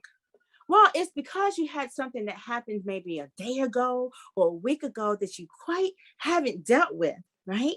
And so the part of having good emotional intelligence is being able to know yourself and to recognize when there's something else that's really bothering you, but it manifests in other ways. Another thing, accurate self-assessment, understanding your strengths and weaknesses and their effects. Now, in this case, I choose to not say weaknesses, I like to say areas to refine. Because one part of understanding yourself is knowing what your potential gaps are, because we all have them, and knowing how to mitigate them and being aware of them, okay? And then another piece under this first quadrant, self-confidence, having faith in yourself and being willing to put yourself forward. That is such a big deal because many of us walk around with limiting beliefs. We walk around thinking, well, maybe that's too big, or maybe I can't do that, or no. We have to get rid of the limiting beliefs and be confident that everything in us that we need to succeed is already in there. We already have the power to do it. And so be careful walking around with those inner voices telling you just the opposite. Don't be sold to that. Part 2 of emotional intelligence, self-management, emotional self-control. This speaks to the importance of having the emotional maturity to control your feelings and expressing them in a way that is key and that is appropriate. That is so true. Just talked about that a second ago, being able to compartmentalize something else that may have gone on that's manifesting in another environment. So being in control of that and being able to express yourself in a way that it can be received properly. Achievement, being goal-oriented, being able to work towards your goals. Being able to set realistic goals, attainable goals. Now, I will say this, everyone under the sound of my voice right now, understand it is healthy to dream. It is healthy to dream big. So you can have big goals, but I think what's going to help with that is to have attainable goals that leads to that big goal. Therefore, you are maintaining that good emotional intelligence. You're not becoming overwhelmed because you have these lofty goals and feel like they're out of reach. Have the small ones leading up to that big one. That helps you to conquer the overwhelm also. Initiative, being self-motivated and having the ability to keep working towards something despite setbacks. That's part of that being disciplined. That's part of that pushing forward even when you don't feel like it. And it's part of going forward even when things are not quite going your way. Adaptability, showing resilience and being able to change course when it's necessary. Now, how many of us know that if it's on your job, it could be in your home, it could be anywhere where you have laid out this beautiful plan and it really doesn't go as you thought it would? Adaptability takes place here. Being resilient, being able to be flexible, being able to reconnect yourself and recenter and say, okay, plan A did not work. Now let's go to plan B. That reduces stress, which helps to conquer the overwhelm. Part 3 of emotional intelligence, empathy. One of the pillars of the ability to make connection with others, understand and acknowledging others' emotions. That is so big, especially with everything that we have had going on this past year with COVID and having to be virtual or having to not see your friends and family, and understanding each other and that we all have our different struggles. Though our struggles may not be the same, they're still struggles. And it's important that we understand and have empathy towards one another. Believe it or not, that reduces stress. Organizational awareness. This is the ability to explain yourself well and be aware of how you're being understood, as well as sensing the level of comprehension of your audience. And so when dealing with, I'll use me for an example, when dealing with my children, I have to know which child am I speaking to get this task done. And that what works for one child may not work for the other child. The same for you. What works for one employee may not work for the other employee. What works for one situation may not work for the other situation. And so it's important to have organizational awareness and knowing your audience. Part 4 of having good emotional intelligence, relationship management, inspirational leadership, like being a good mentor, role model, and authority figure. It's important that we reach inside ourselves, and first, before we can inspire others, sometimes we have to inspire ourselves so that we can be that inspiration to other people. Be a good role model, be a good example. And part of that is going back to one of the first points, recognizing whatever your deficits may be and your gaps, and being honest and transparent about that. And in that, being your authentic self in the process. Influence. Articulating points in a persuasive way and clear, and that motivates others. Not only do we want to inspire, we also want to be able to influence. And if you are influential, you can really move mountains. Think about if you have an idea and you had 10 other people to buy into your idea, how powerful that would be, how fast that idea can be developed, and how fast it can be manifested because you had the power of influencing people. Being being a catalyst for change, recognizing and supporting the need for change and making it happen. We all know that sometimes, even in our own lives, me included, that we can get stagnant in some areas. But it's important, in order for us to really have growth, in order for us to really be able to have leaps and bounds, we have to have change. And we all know with change, there comes the area of discomfort. And that is okay. That area of discomfort is what's going to stretch us, what's going to pull us, and what's going to make us so amazing in being able to accomplish the things that we set out to do. Developing others, helping others to build their skills and build their knowledge base. What a treat and what an amazing feeling it is to know that I was able to pour into someone else based on my own experience. I was able to tell someone, hey, when you have 5 kids coming at you at one time, when you have your job in the military coming at you at the same time, how you can just take a deep breath and breathe and to be able to compartmentalize what needs to happen first. That's all part of having good emotional intelligence. That's all part of having the ability to conquer the overwhelm, because we're reducing stress in the process. Teamwork and collaboration, working with others in an effective manner. This all comes together, all culminates in the ability to work with each other, the ability to empathize with each other, the ability to be a sounding board, and the ability to even deal with conflict resolution, right? That happens even in your home or wherever setting that you may be. And if you have good emotional intelligence, you're able to get through all of that with poise, with ease sometimes. Not always saying it's going to be easy, but it certainly reduces the amount of challenges that comes with it. Social skills, awareness, warmth, emotional resilience are all aspects that contribute to our ability to maintain relationships.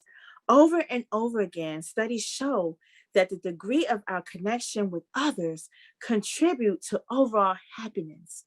And so to sum this all up, understanding emotional intelligence and having good emotional intelligence will absolutely help you to run your home and your business or whatever you have going on like a Fortune 500 business. Being able to be top-notch and succinct and to the point, and being able to be a model for other people to follow. I always get asked the question, how do you do it? And having good emotional intelligence is my number one solution that feeds into everything else. I pray that this has been a blessing to you, and I'm always available if you ever need anything or have any questions on how do I do it. Thank you so very much.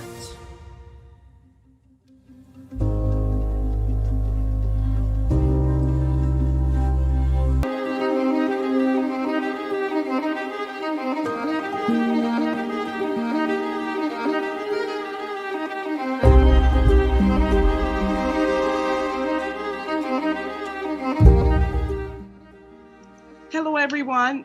I am Leonora Colley. I am here to inspire, to motivate, and not just inspire and motivate.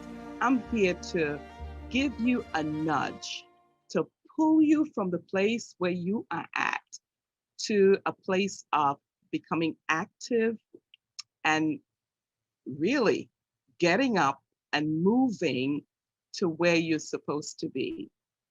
You have a great future and great possibilities, and I'm here to motivate you and spur you on to fulfill your purpose.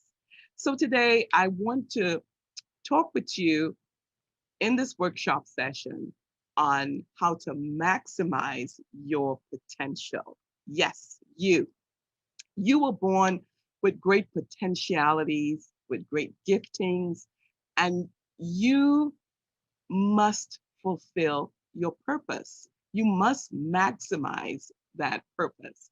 And so today I want to help you to navigate from where you're at to becoming a person that is maximizing your potential and causing you to live your best life.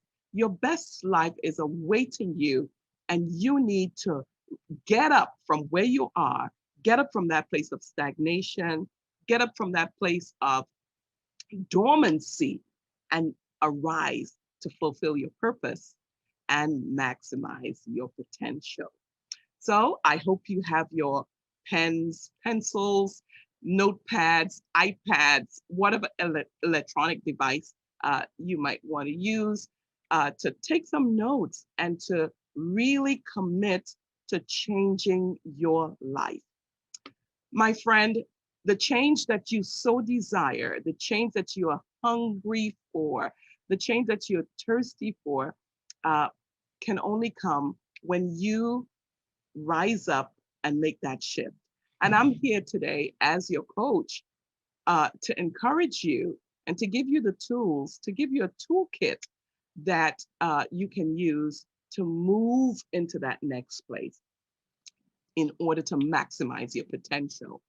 So let's get started. I hope you're ready to get the tools so that you can maximize your potential.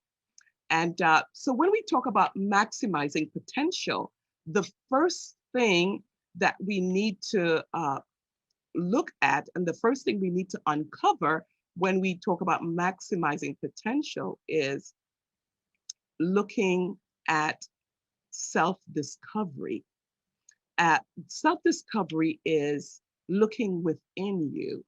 And so we cannot really maximize potential if we have not discovered and really know who we are.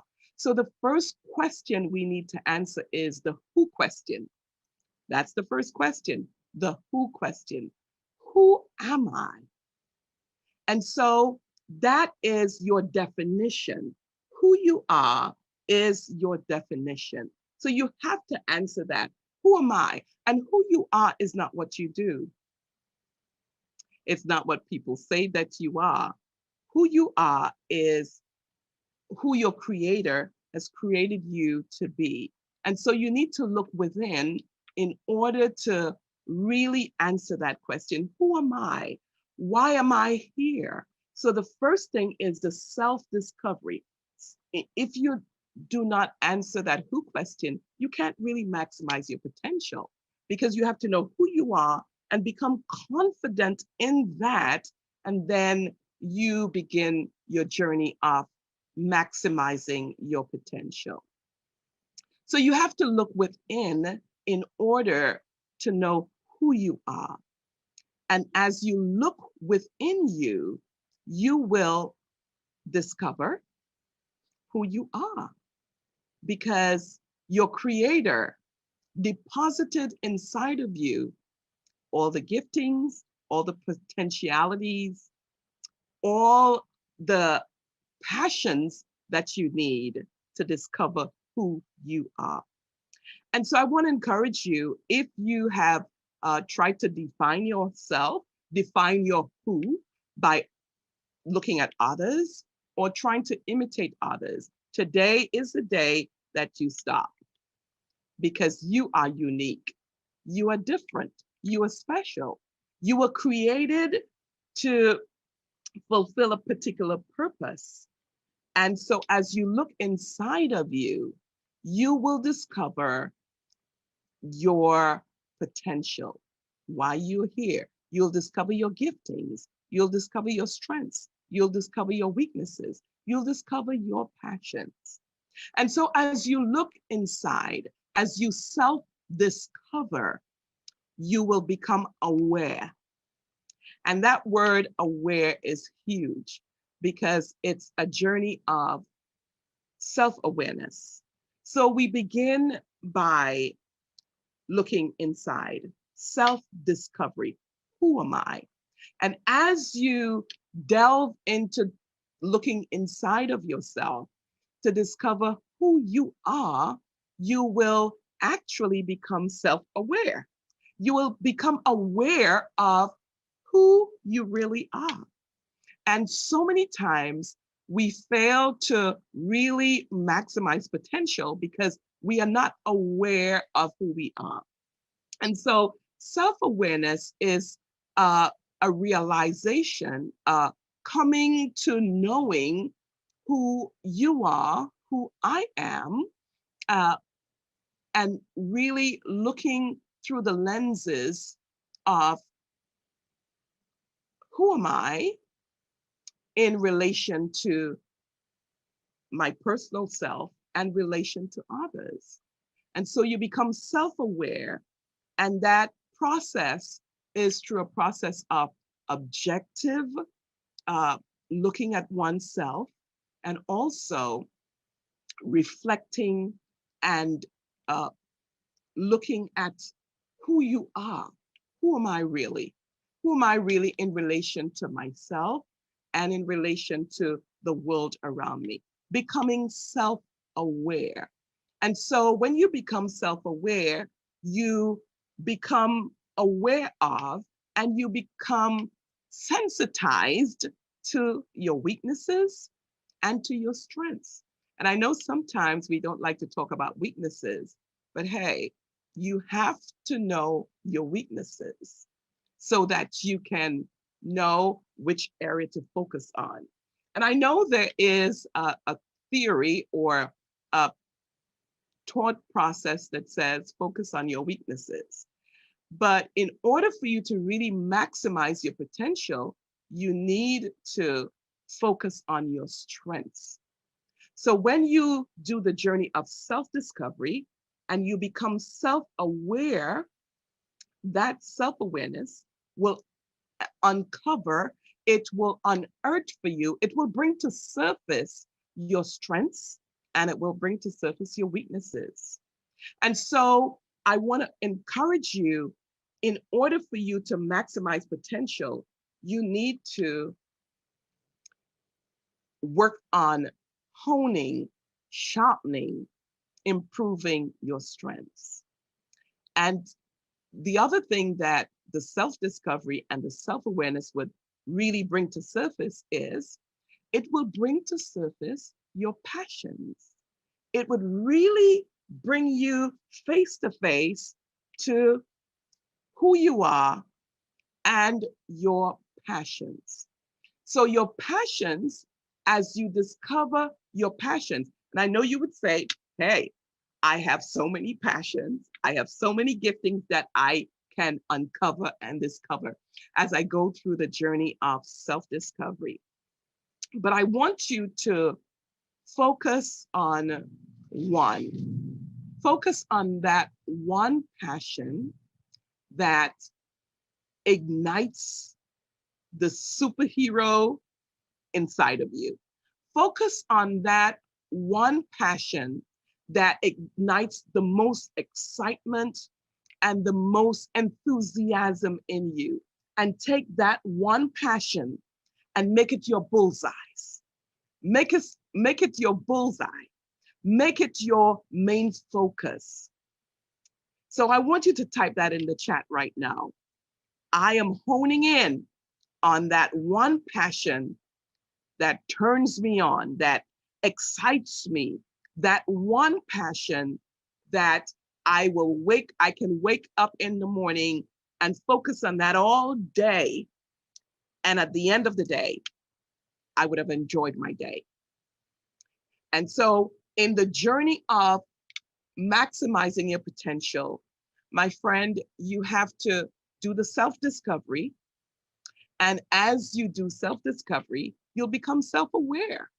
And you'll become self-aware of what your passions are.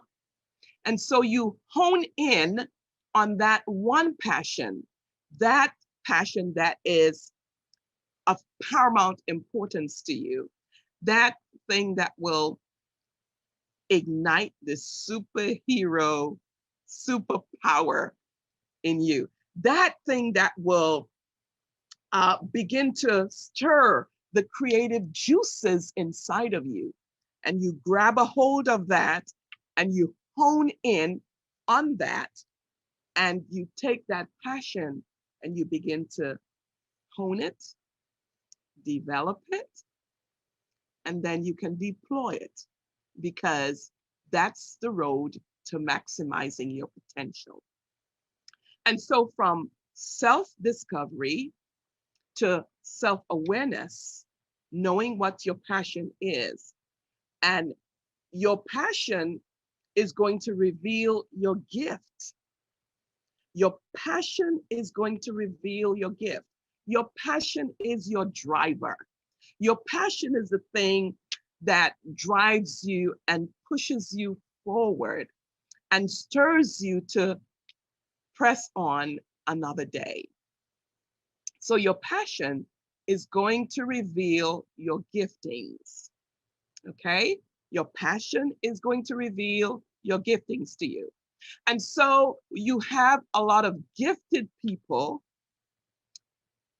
in the world, but they have not self-actualized. They have not maximized their potential because they remain gifted. And so I want to push you today from a place of giftedness where your passion reveals your giftings. I want to push you to a place where you take that gifting that was given to you by your manufacturer, by your creator. He deposited that gifting inside of you.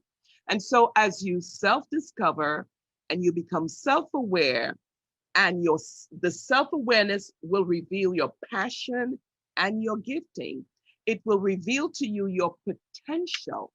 And so as you use your passion to discover your gifting, I want to encourage you, I want to urge you to take that gifting and work on that gifting, improve that gifting, hone that gifting, and cause that gifting to become a skill. And so in order for you to take your giftings to make it a skill, you have to self-develop, you have to self-improve, you have to be disciplined. Ouch. Type in the chat, ouch, ouch, ouch. We don't like that word discipline. But in order for you to take that gifting and make it a skill, because guess what? People don't pay necessarily gifted people. They pay people who have a skill. For example, Michael Jordan, he had a gift and he turned that gift of basketball professionalism, and he took that gift, that love for basketball, and he turned it into a skill. And he turned it into a skill, and people pay for the skill, not just for the giftings, honey. So you can be loaded with potential and giftings, but that gifting and that potential cannot be maximized if you don't take the time to hone that gift, to self-develop that, to perfect it, to tweak it, to refine it. That's a key word. Refine the gift. And when you refine the gift, it will become a skill. And people will pay you for that skill. So somebody type in the chat, I am going to arise today. You will arise today and take hold of that gifting and begin to work it into a skill. And so it takes discipline. It takes discipline to hone the gift, to develop the gift, and to make it into a skill. And I want to challenge you. You have what it takes. You have inside of you all that's necessary to take your gift and to hone it, to develop it, to work on it, to perfect it until it becomes a skill. Because my friend, it's the skill that is going to cause you to maximize potential.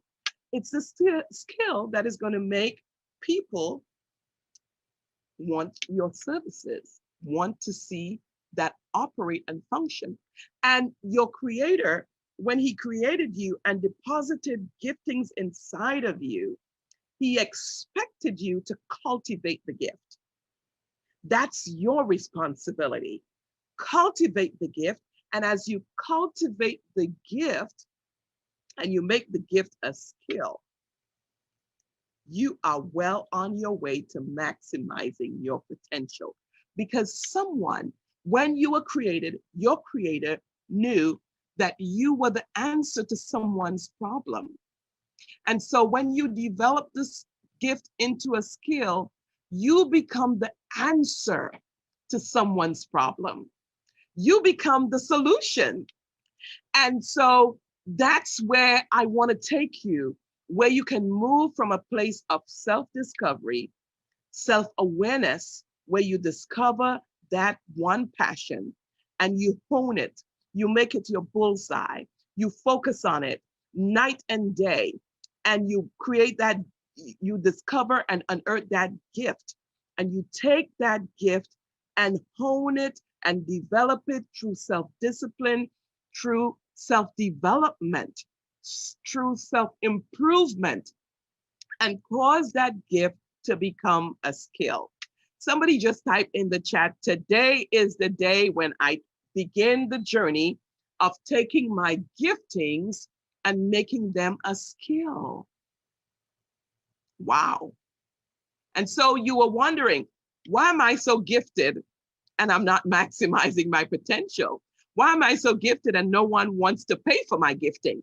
It's because you need to take another step in the journey, and you need to make your gifting a skill. And so it takes the journey of discipline, self-discipline, disciplining yourself to honing those skills, those giftings, those passions, so that they become a skill. Wow. And so when they become a skill, you're ready to share with the world and maximize your potential. Isn't that awesome? And so I want you to type in the chat, I must develop my giftings so that my giftings become a skill.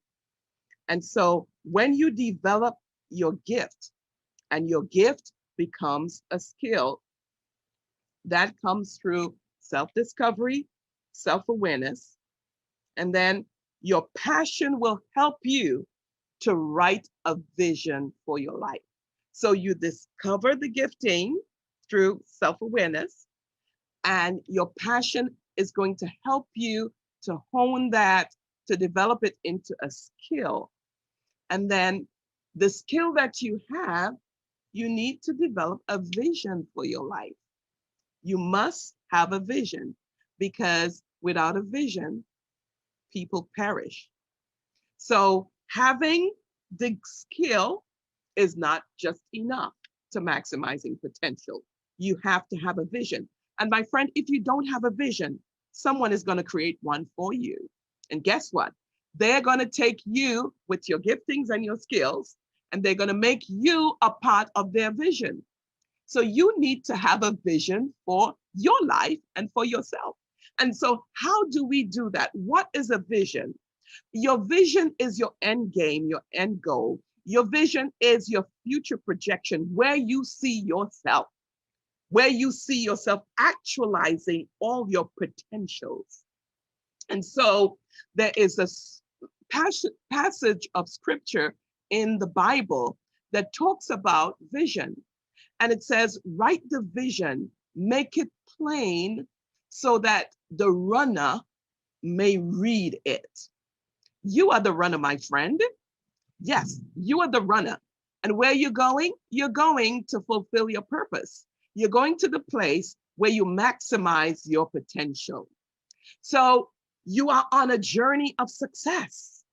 You are on a journey of success. You were wired for success. You were created for success. Your DNA was written so that you can succeed.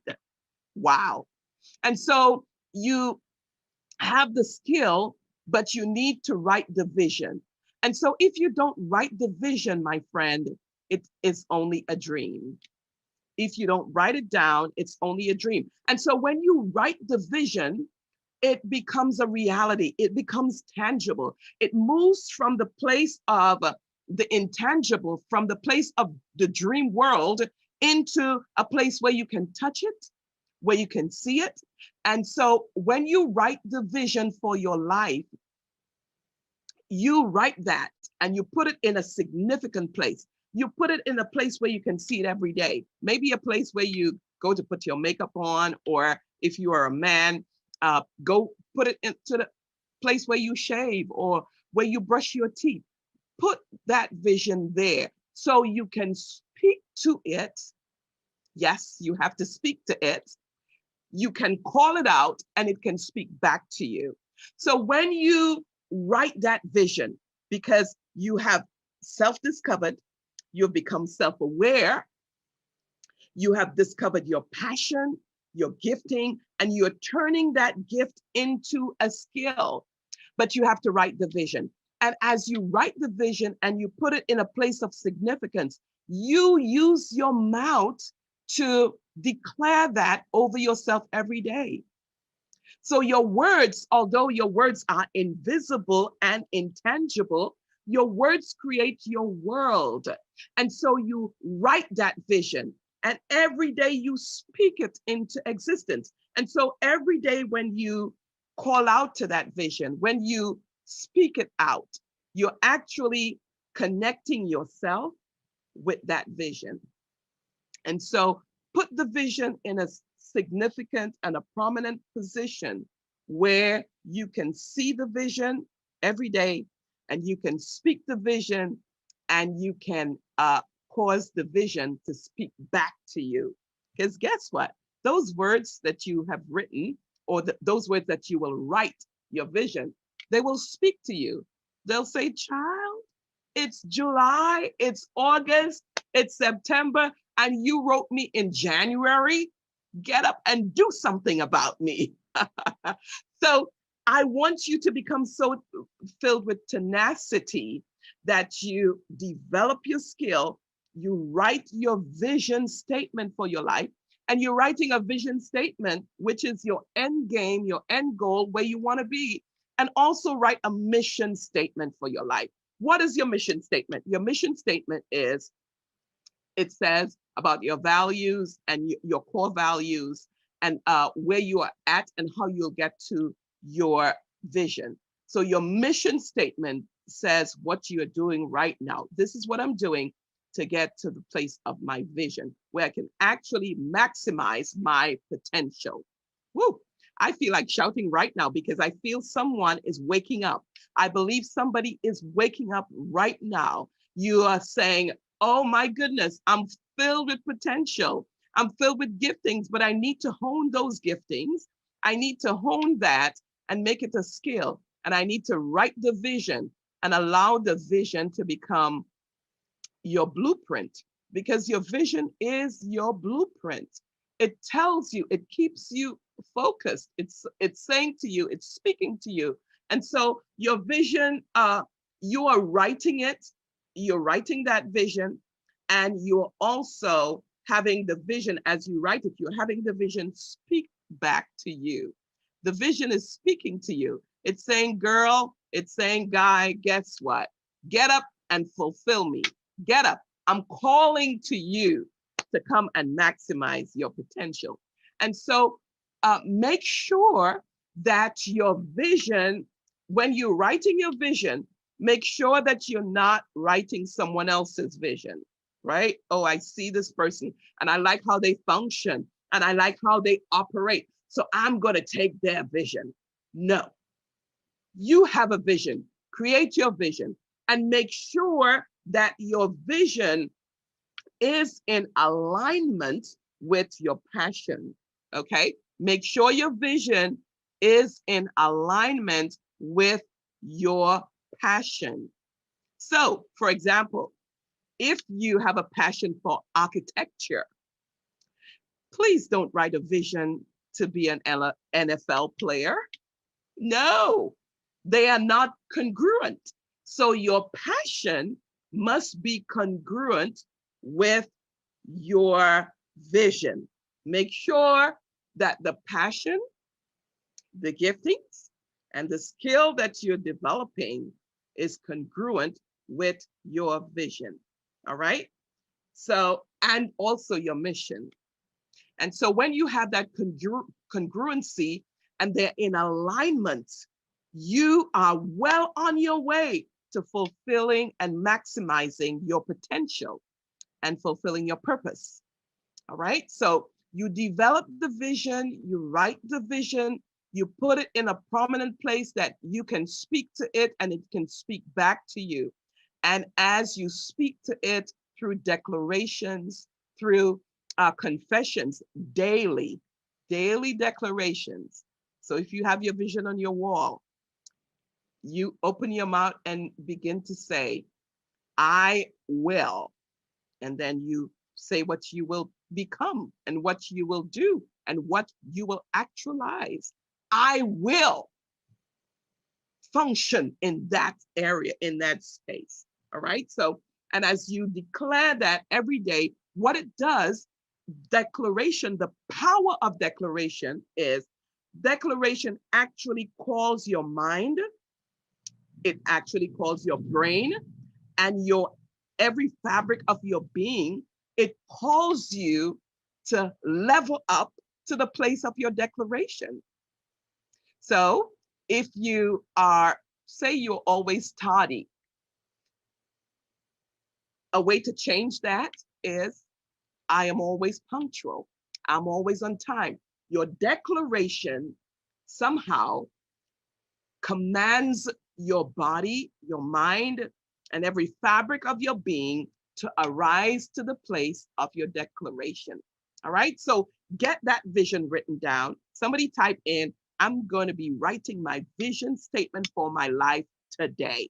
All right. And so make sure it is congruent and it's in alignment with your passion and your skill. And remember, you're developing that gift into a passion. You're developing that gift into a skill. So create a vision for your life and don't allow anyone else to create that vision for you. You create the vision for your life because you did the self-discovery. You did the self-discovery and you did the self-discovery. And so you are now ready to know what your vision for your life is. You know it. You just need to write it. You just need to write the vision. You just need to write the vision. Write it down, and begin to declare and work towards fulfilling and actualizing the vision. Your vision is your guidepost to fulfilling your purpose. It helps you to stay on task. It helps you to stay on track, and it helps you to stay focused. Because guess what, my friend? There's several voices in the world. You can be watching television or you can be hanging out with friends and they come up with a vision for your life. Yes, they will. They'll be like, girl, or guess what, guy, this is what I saw. And I just thought of you because I think this is gonna fit so well with you. And what you say, no, I already have a vision for my life because I wrote it out. Okay, so write that vision and allow the vision to be your guide. Let it be your guidepost to guide you. And so the vision, you're fulfilling your vision and you write it because we forget. We are human. And so humans forget. So when you write it out, it's going to help you to remember and to stay on point. Use your mouth to decree and declare what you want to see actualized in your life. If you reflect, if you just look back in your life, a lot of things that people have said, especially people in authority in your life, a lot of things that they have said over you or things that you have said about yourself, you're not walking in it. So if you want to change that, guess what? If you want to change that, change what you say with your mouth. Declare what you want to see. Declare that you're operating in success. You are maximizing your potential.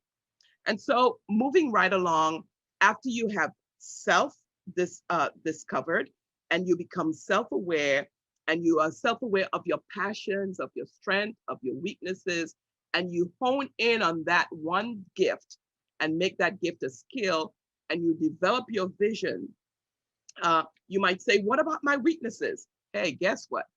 you are just one person. And don't try to be a jack of all trades and a master of none. So what you do, you hone those strengths and you gather around you people who are strong where you are weak. And so they become your collaborators. They become your helpers to helping you to reach up and fulfill your vision and your purpose and maximize your potential. And so you have the vision, you have created a vision, but then the vision is the end game, the end goal. How do you get from where you're at to fulfilling that vision? And so a great way is to develop a strategic plan. Become strategic because you are wired for success. So develop that strategic plan. And what is the strategic plan? The strategic plan is minuscule, minute goals that you would set that would take you closer to fulfilling your vision, to maximizing your potential. So develop strategic plans and develop the strategic plan where you can have SMART goals, okay? So you develop the strategic plan where you have the SMART goals. And when we say SMART goals, we mean it must be specific, it must be measurable, it must be specific, it must be measurable, it must be achievable, it must be realistic. Hello, it must be realistic, and it must be timely. All right. So why are you developing the strategic plan? The strategic plan is to help you to take bite-sized pieces of the big vision. And as you take bite-sized pieces of the large vision, you are moving closer and closer to maximizing your potential. You're moving closer and closer to actualizing your vision. And so the SMART goals, the little minuscule SMART goals that should be specific, should be measurable, should be achievable, should be realistic, and should be timely, that is going to encourage you, because if you have SMART goals for each week and you look back and you realize that those are measurable, they're achievable. Yes, I can do this. For example, say you're writing a book. One of your visions is to get this book done so that you can impact the world. One of your SMART goals could be in your strategic planning. It could be, I will write a chapter of this book per week. So that writing of that chapter becomes your SMART goal for the week. And so it's a SMART goal. So it's specific. I will write a chapter. It's measurable. It's achievable. It's realistic, and it's timely. So at the end of the week, on Saturday, as you reflect on your journey of maximizing your potential, of writing your book, and this is just an example, at the end of the week, it's like, yes, I wrote the chapter. Why? Because it was a SMART goal. It was measurable. It was realistic. You know, you don't want to say, oh, I want to write a book and I want to write it in a week. And then you fall on your expectations and you get discouraged and you quit. So one of the things that really helps us to stay on task, pressing towards maximizing our potential, is when we have SMART goals, those bite-sized goals in our strategic plan, and that will move us forward and closer to maximizing our potential. And so at the end of the week, when you realize, yes, I did write that chapter, maybe I have to go back and tweak it, but at least I did it. That is going to spur you on and saying to you, yes, you can do this. And so it gives you encouragement. It gives you inspiration. It increases your desire to push forward, okay? So it's so important to have the strategic plan and to write that out, map it out. Your strategic plan is like your GPS. It's saying to you, okay, this is the step, This is the next step. And so you celebrate the journey. Somebody type in, I am going to celebrate the journey. And so a lot of times we want to wait until we arrive at the place of maximizing potential. We want to wait until we arrive to where everyone is reading our books, or whatever your dream is, whatever your vision is. We want to wait until we reach that place to have fun and enjoy our life. I say no, no, no. Somebody write that in. No, no, no. I will enjoy the journey. Enjoy the journey. Life is not a destination. Life is a journey. And so you enjoy the journey. And so as you enjoy the journey, the enjoyment will give you energy to go all the way to the finish line. You know, there's a scripture in the Bible that says, the joy of the Lord is my strength. And so as you accomplish these minuscule goals in your strategic plan, that brings joy.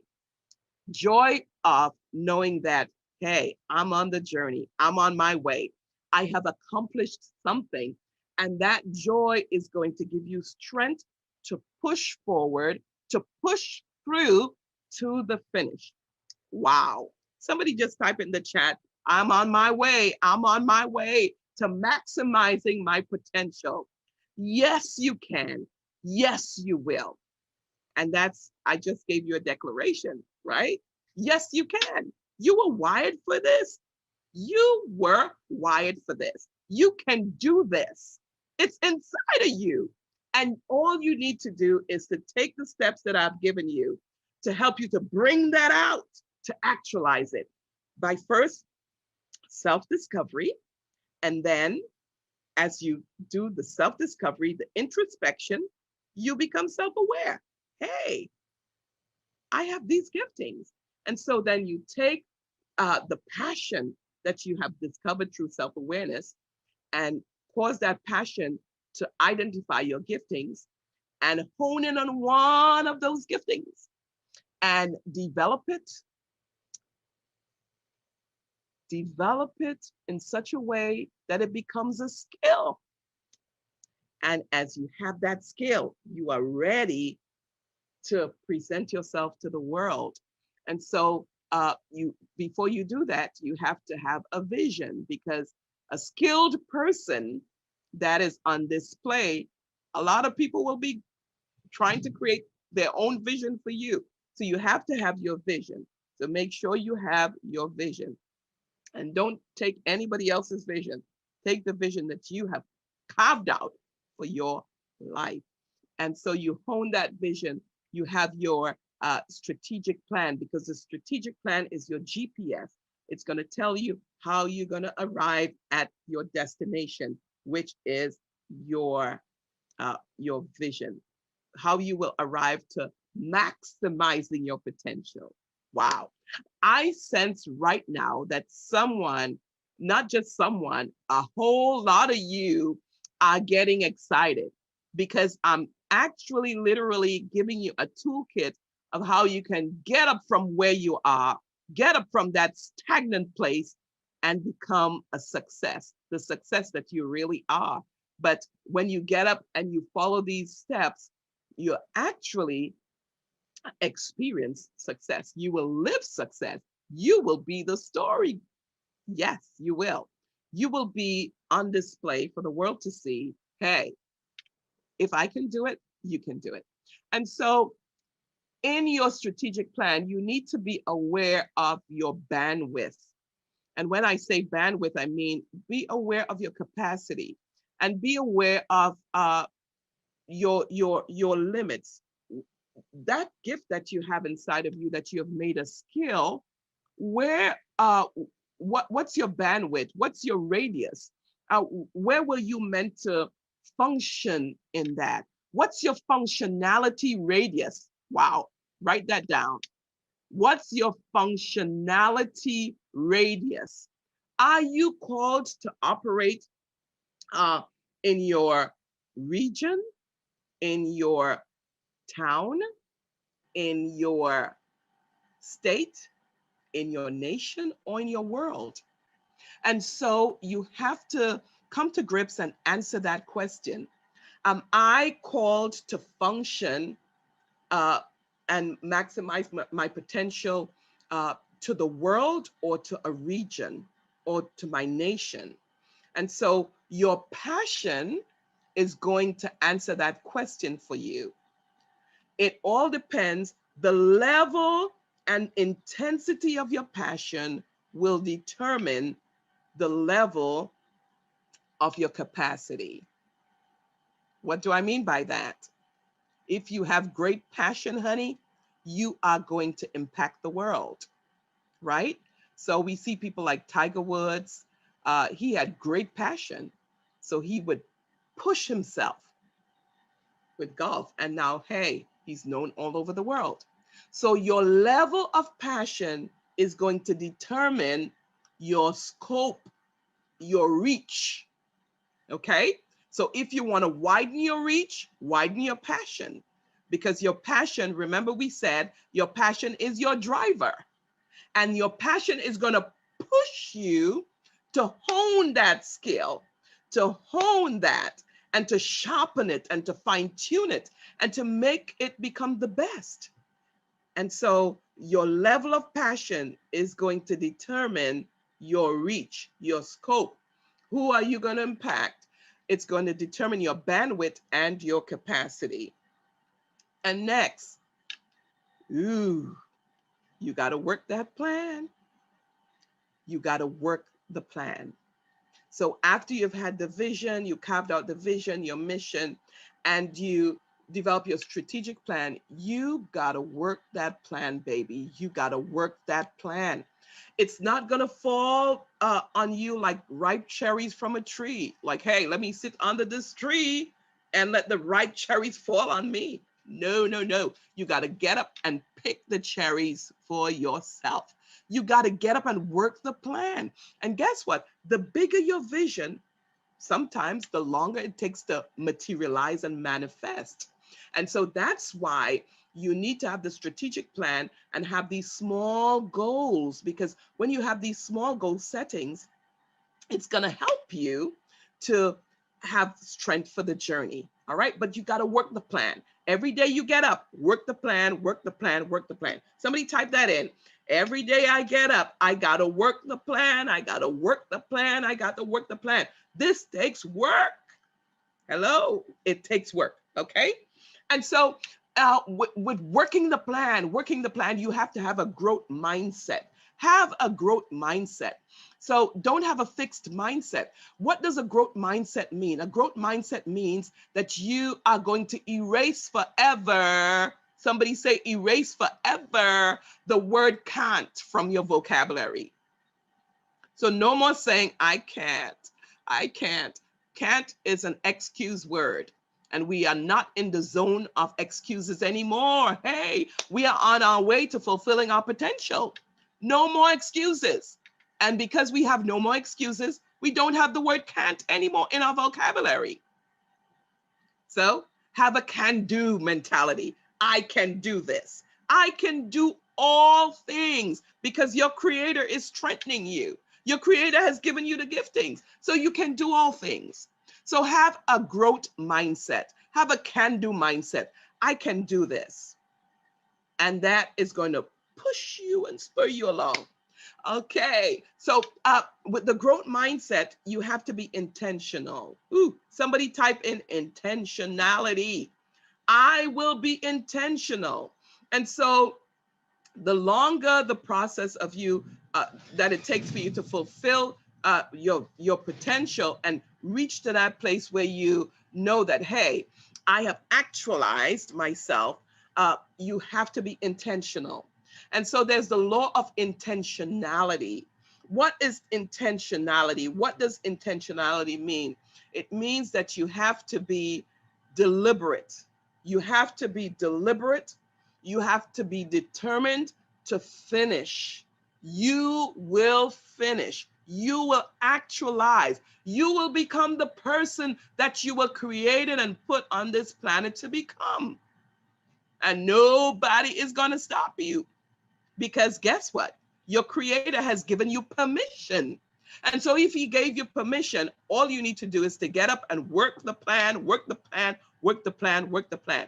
And so to help you work that plan, you must be intentional. You have to be intentional. And so with intentionality, I consider intentionality as a building, and intentionality needs pillars to stand on. And one of those pillars that helps intentionality to continue throughout the whole gamut of your journey is words. You have to support intentionality with words. I will, I can, I will get up and write the next chapter of that book.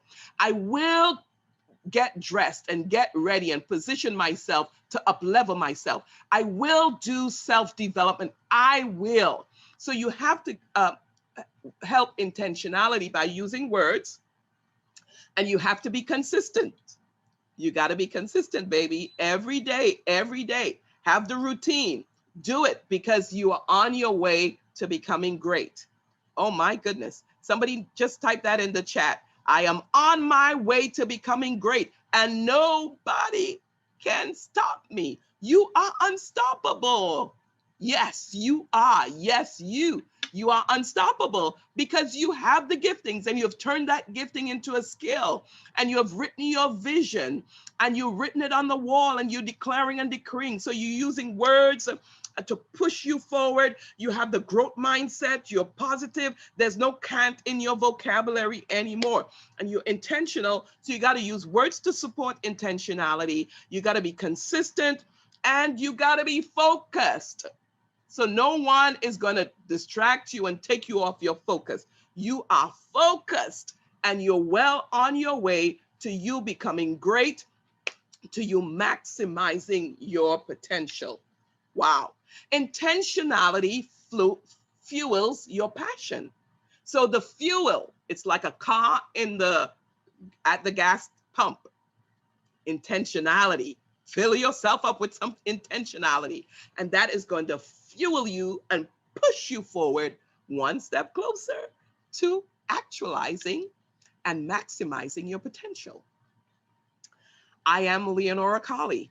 I am your motivator. I am your inspirer. And I'm here to say to you, today is the beginning of the best days of your life. Get up from where you are, from that place of stagnancy, dormancy, and inactivity. Arise now, arise today, and begin to change your life by self-discovery, self-awareness, unearthing and coming to face with your passion, and allow your passion to show you your giftings, and then take the time and the discipline, the self-discipline to get up and make that gift into a skill. Write the vision plan, write the mission statement. Oh yes, you will. And get the strategic plan, those small goals, have the growth mindset, and keep pushing because you are wired for success. It's all over you. Other people are seeing it. Go in front of the mirror and begin to decree and declare, I am wired for success. Type that in the chat. And I know that your best days are ahead of you. Today is the beginning of the best days of your life. I'm Leonora Colley, and I am your success coach.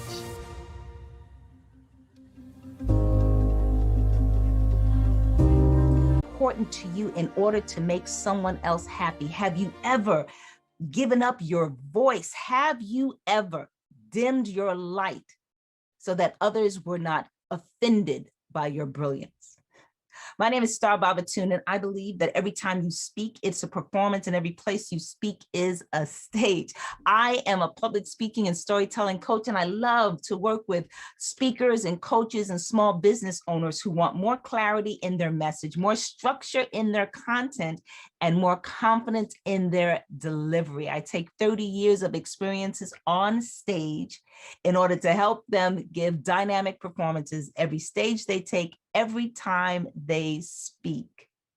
But there was a time when I avoided the stage. There was a time where I gave up my light. I gave up my voice to make someone else happy. So from the time I was like 7 years old, right, I was an actress. So think of it, limousines, Hollywood parties, celebrities. This was my life and I loved it. I did stage plays, I did television, I did commercials, after school specials, right? I did it all.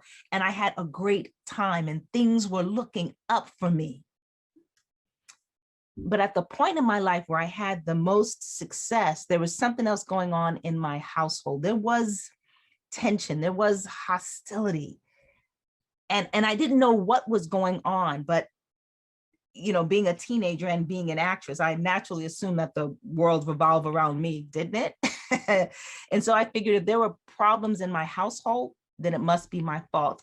I concluded that the problems in my home were a result of my success, that I was shining too brightly. And so when I turned 18 years old, I said, that's it, I'm done. I'm never taking the stage again. I'm never standing in the spotlight. I took my gifts, my talents, I put them in a box, I taped them up and I put them on the shelf and I left them there for 25 years, 25 years. That is a lifetime. But, you know, in the meantime, I went on to have a pretty good life, right? I got married, I had some kids, I became an attorney. Life was pretty good. But there was always that something. Have you ever experienced that where you just feel like something is not quite right, like something's missing, like you are not doing all that you were put here to do. You are not living up to your potential. This is what I felt and it nagged at me. But I wasn't willing to do anything about it. Look. I got a kid. I got a nice job. I'm working 6 figures as an attorney. We got a mortgage. You know, we have benefits. We have things in place. I was not ready to mess that up. It's funny. Les Brown says that when you are too afraid to make a move in your life, sometimes life will move on you. And in the span of a year, life moved on me. In the span of a year, my father passed away. My marriage fell apart and my job went away. It's like everything just fell apart and there was nothing left. I felt dejected. I felt rejected. I felt lost. And right during that time, a friend of mine invited me to a personal development seminar, like I wanted to go to one of those. I did not. I was in my misery, excuse me, and enjoying myself. You know, you ever get yourself, you're like, I am determined to be upset. And I was just in it. I was just soaking in my self-pity. But she convinced me to go. And so I went. And I'm telling you, it changed everything. So it was in Aspen, Colorado, right? Outside. So we're all sitting outside and I am watching these amazing speakers go across the stage. I mean, Brian Tracy was there, Michael Gerber was there, Jack Canfield, Barbara DeAngelis, all of these amazing speakers going across the stage. And I remember sitting there thinking, that's what I want to do.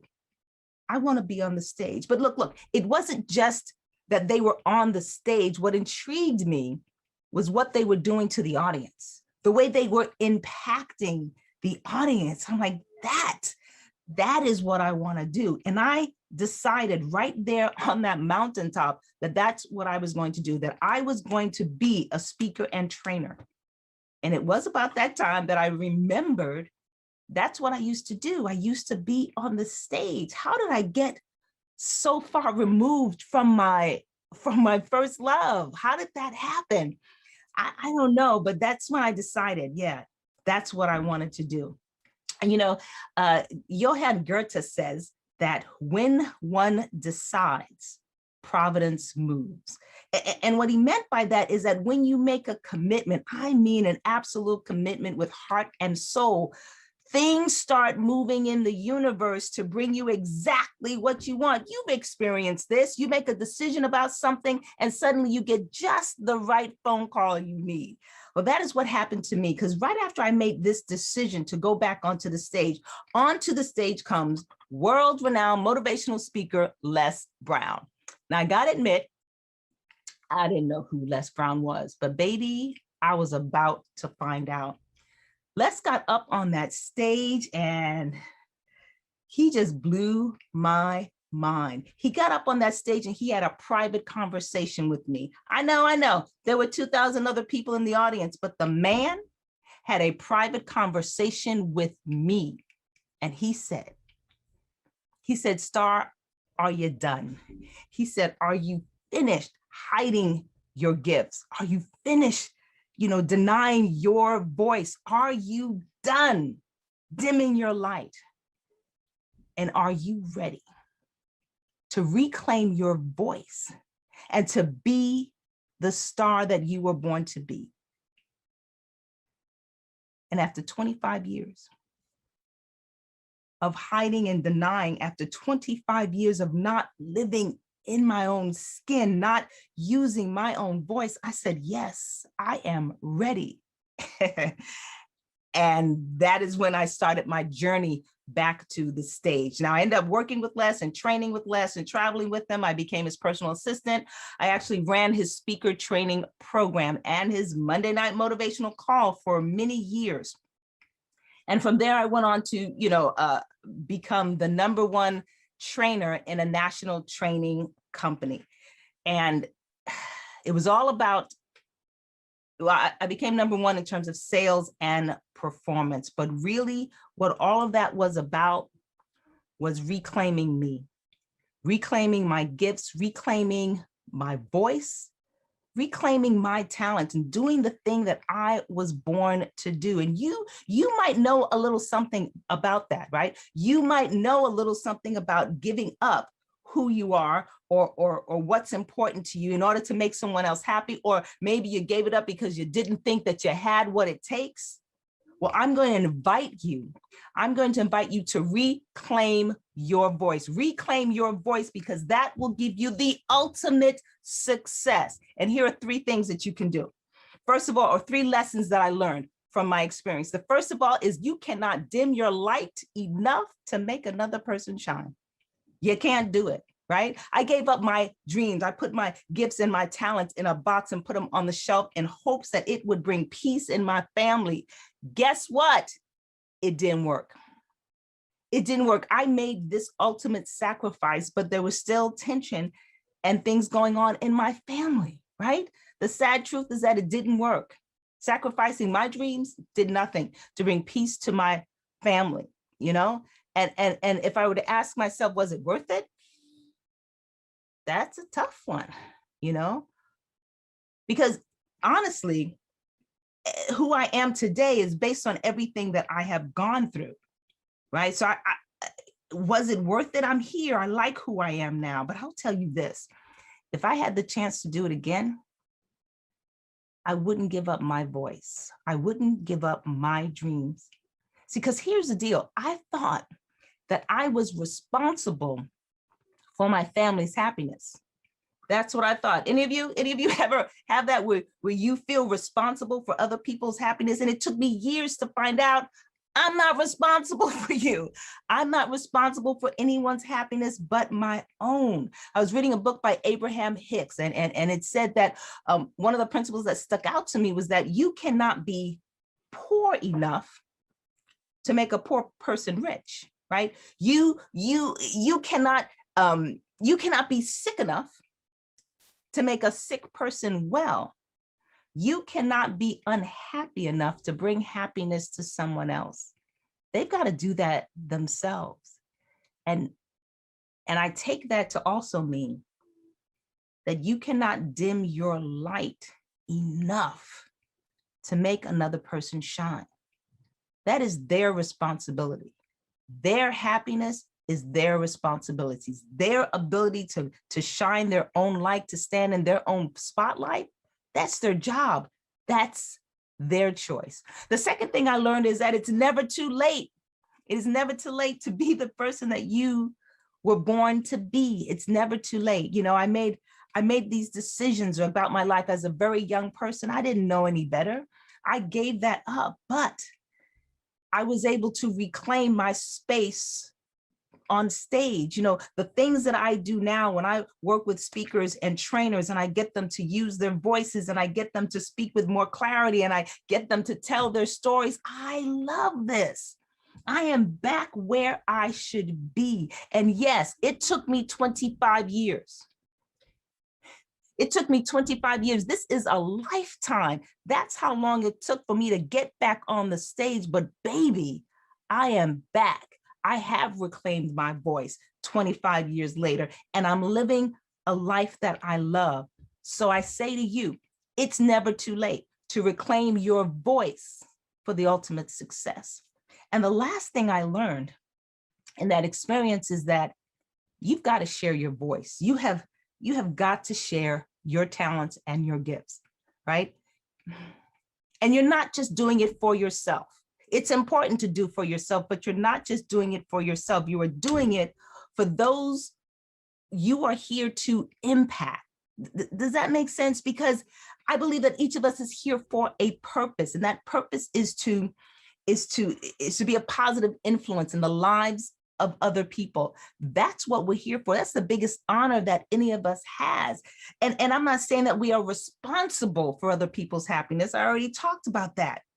But we are responsible for doing everything we can and putting our gifts out there, because someone is waiting to hear that. Someone needs to hear that. When I was on that mountainside in Aspen, Colorado, at the bottom of my life, there were 12 speakers on that stage those 2 days. 12 of them, the best speakers in the country, were on that stage, but there was only one.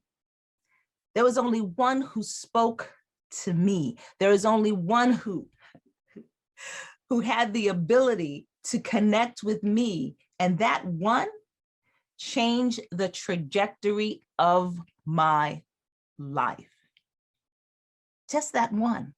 So you might look around and say, well, that person's doing the same thing I'm doing, and that person's talking about the same thing I talk about. You might look around and you might see some competition, and I'm telling you, don't let it stop you, because someone is out there waiting on a mountaintop in Aspen, Colorado, for only your voice. And the longer you wait, the longer you deny your gifts, the longer you hide out, the longer that person suffers. So you want to use your voice. You want to reclaim your voice if you need to reclaim it, but you want to do it now, because someone, somewhere, is waiting to hear your voice. My name is Star Babatun. I am a storytelling and presentation coach, and my desire, my joy is helping speakers, entrepreneurs, small business owners embrace their inner light and be the star speakers that they were born to be. I thank you for your time.